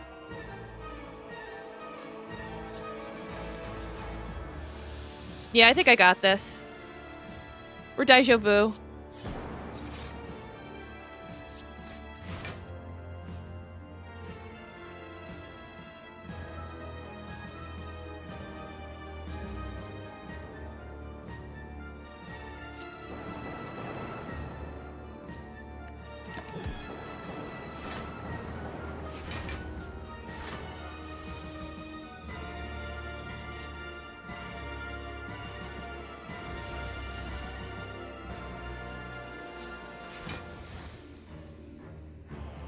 He's gonna end my turn like an asshole.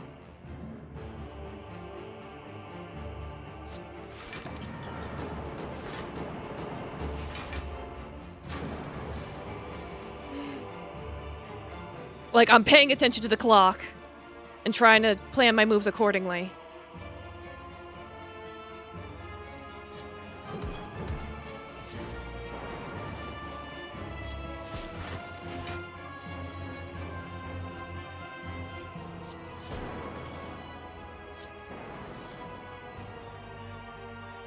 I got this. Yeah, I did it! Holy shit! Woo! This is the farthest I ever got with Defect. Holy shit! Oh my god! First try with Defect, and I made it to the end. Holy shit! And before I would struggle with him. Yippee! But I did like look up like tips, and they were like, yeah. Get some frost cards, get some AoE, make sure you get some good block stuff. Like, I did look up tips, and it seems like those tips paid off, so I'm glad. Yay!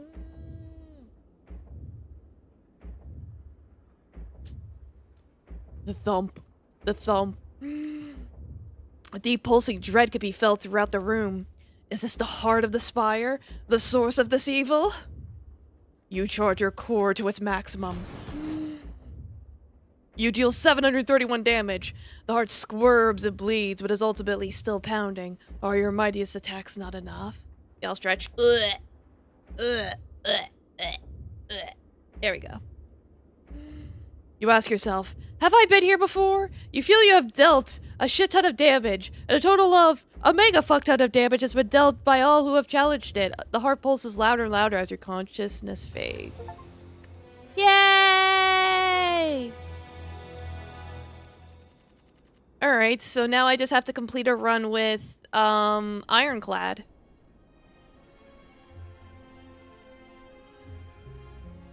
Yeah, he's the only one I haven't done it with.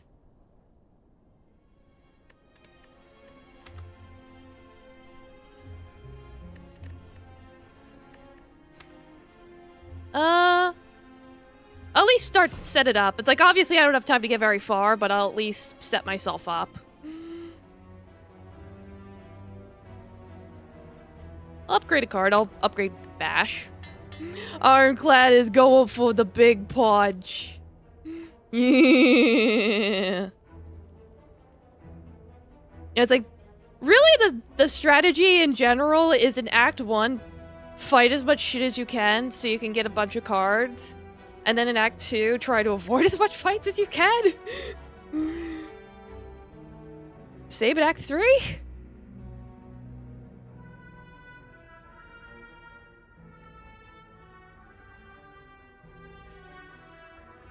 Yeah, it seems like if I sort of start here and then stick to the left.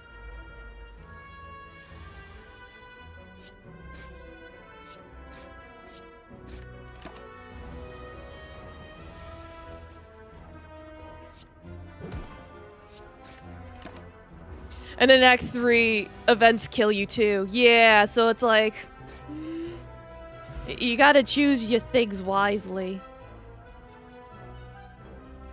Ooh, Iron Wave's good. That's a good start. They all kill you? Oh god, that sounds terrible.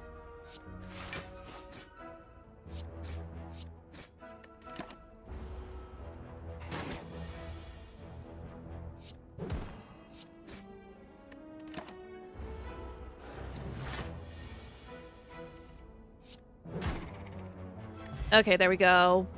Sneeko oil.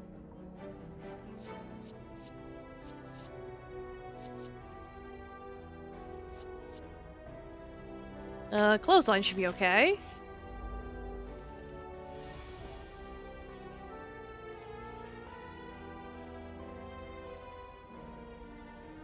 I'm just so baffled that I did so good with Defect. I didn't think I would actually get that far. I didn't think I would actually complete like a whole round. I'm pretty proud of myself.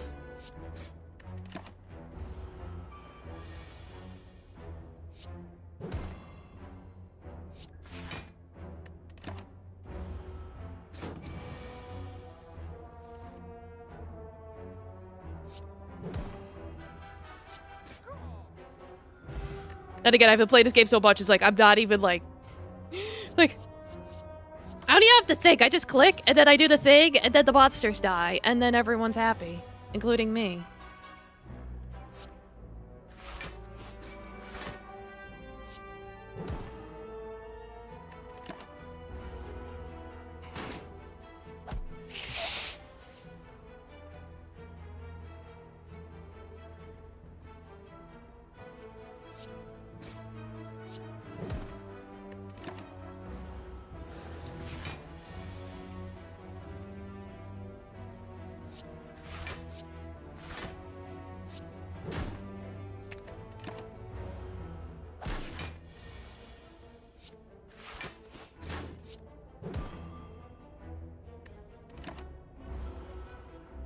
And then everyone's happy, except for the monsters. Yeah.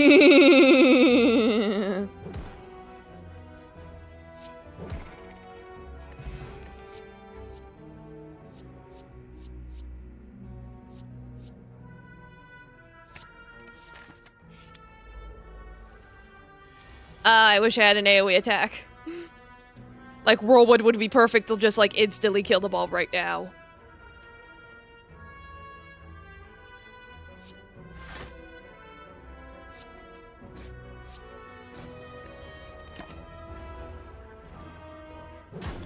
Oh wait, I have an explosive potion! I could've just used that,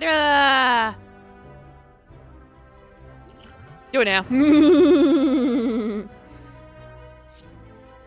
Like, oops, didn't realize that until now. Okay.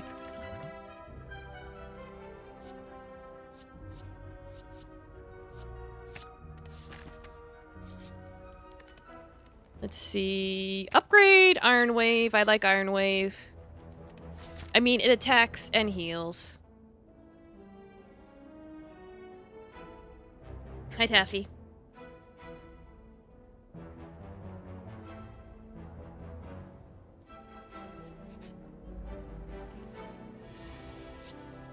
Bonk.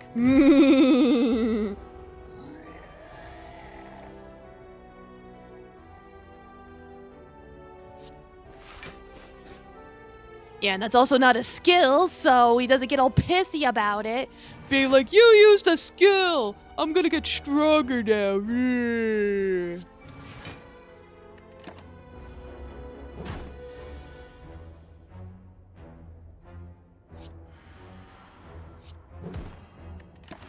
I clicked the wrong thing. I meant to pick the clothing one. Oh well.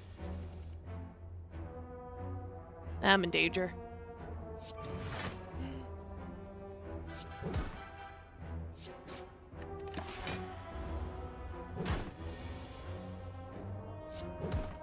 Whatever, he's dead. I played 3 attacks, get a dexterity. Nice.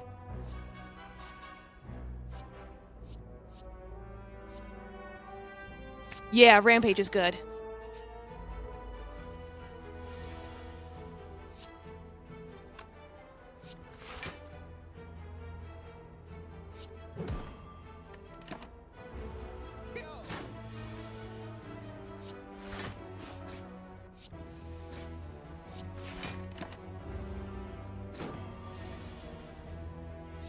Bludgeon to death.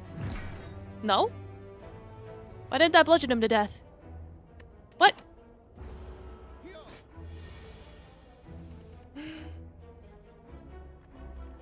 Double Milk Craig, welcome. I'm playing the first one. What do you mean? I'm not playing the sequel. This is the first one.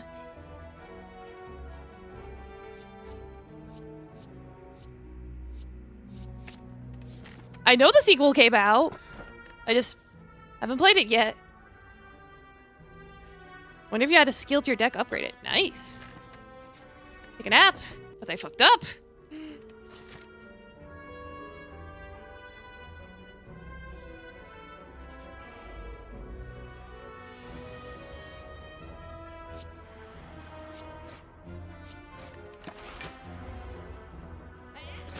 Don't take me gold, no.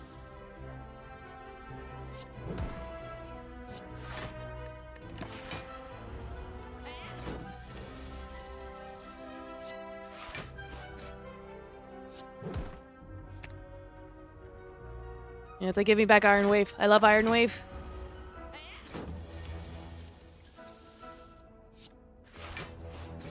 Gotcha.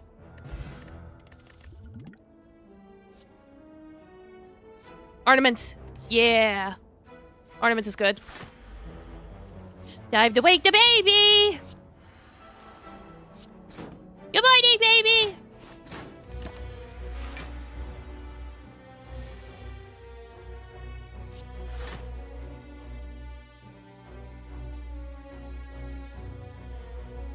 Don't wake the baby too late, he's awake. And he's angry.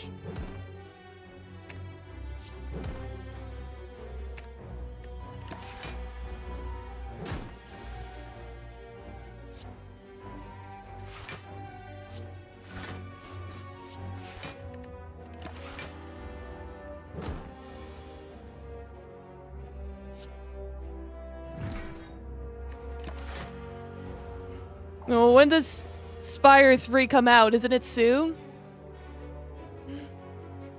No, I think 2 just came out today.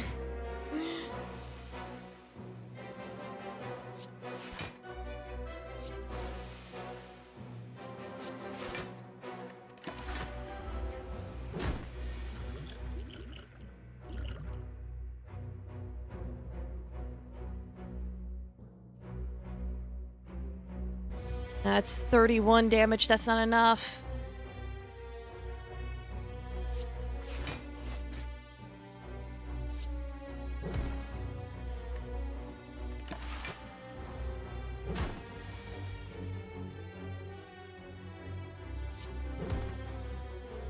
But yeah, I mean, if you like card building games, this is good.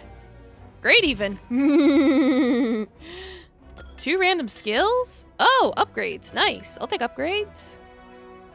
Inflame! Yeah, Inflame's good! I like Inflame! Oh, there's a bunch of little guys and I still have no AoE stuff. Fuck.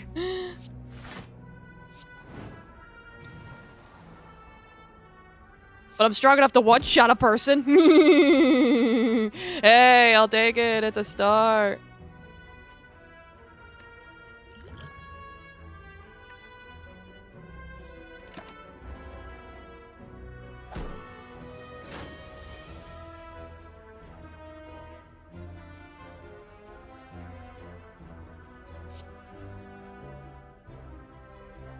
Is it like the board game? I don't know. I never played the board game.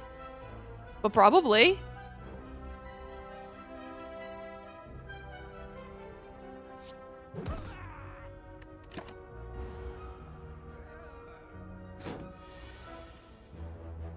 Oh god.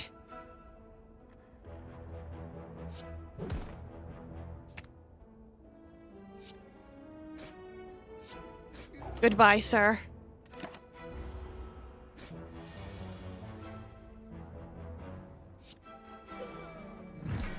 Alright, there we go. I don't need that. Shrug it off! Yes, that's a good card. Alright, take max health. And rest.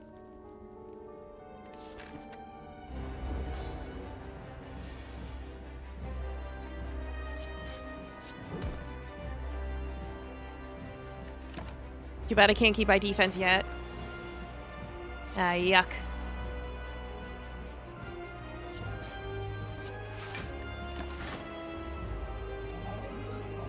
How do you win this?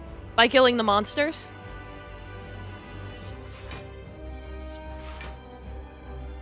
You collect cards, you kill the monsters, biggity biggity bong.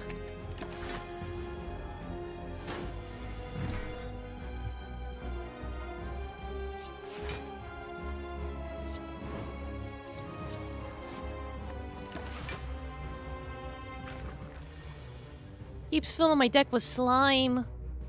Gross.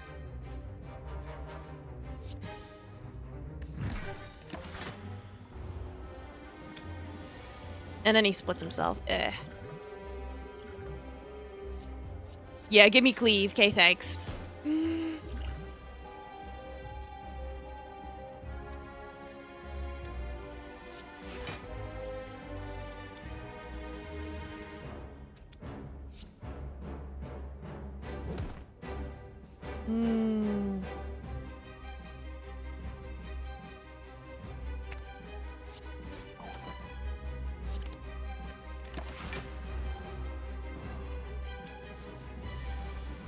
I split himself more. Stop that.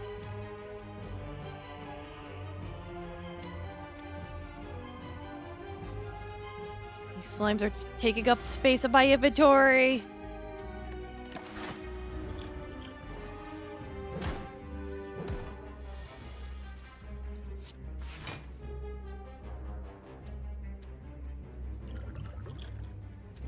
Well, if there was ever a time. Not as helpful as I was hoping. Not helpful at all. In fact, quite the opposite. I was hoping I'd get something for free. Ah, I messed up.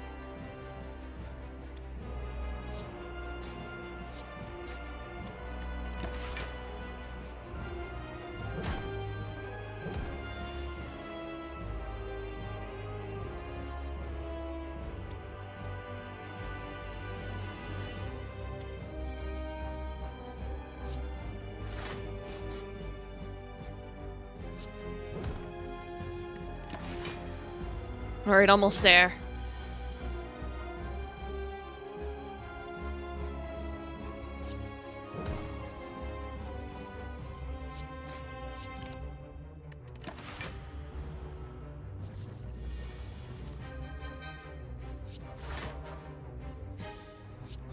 Leave ya. Alright. Done. Yay! Feed!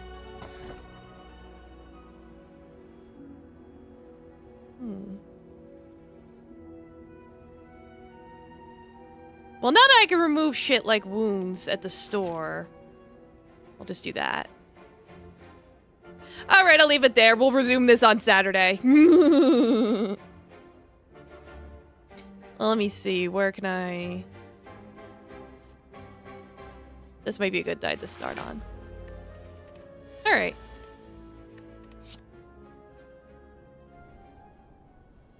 Okay, thank you all so much for coming. Like I said, we'll resume this on Saturday. Yeah, thanks for coming. Good seeing y'all. Whether you were here the whole time or for just a little bit, I appreciate ya.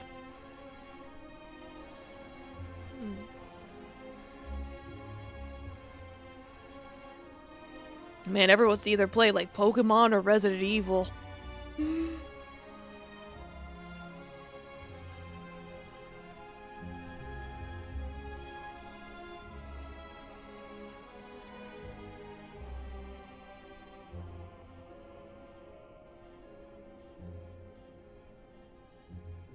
Right? But yeah, it's like if I finish a run with Ironclad, I can try and see about getting the true ending. I can't make any promises, but I'll definitely try.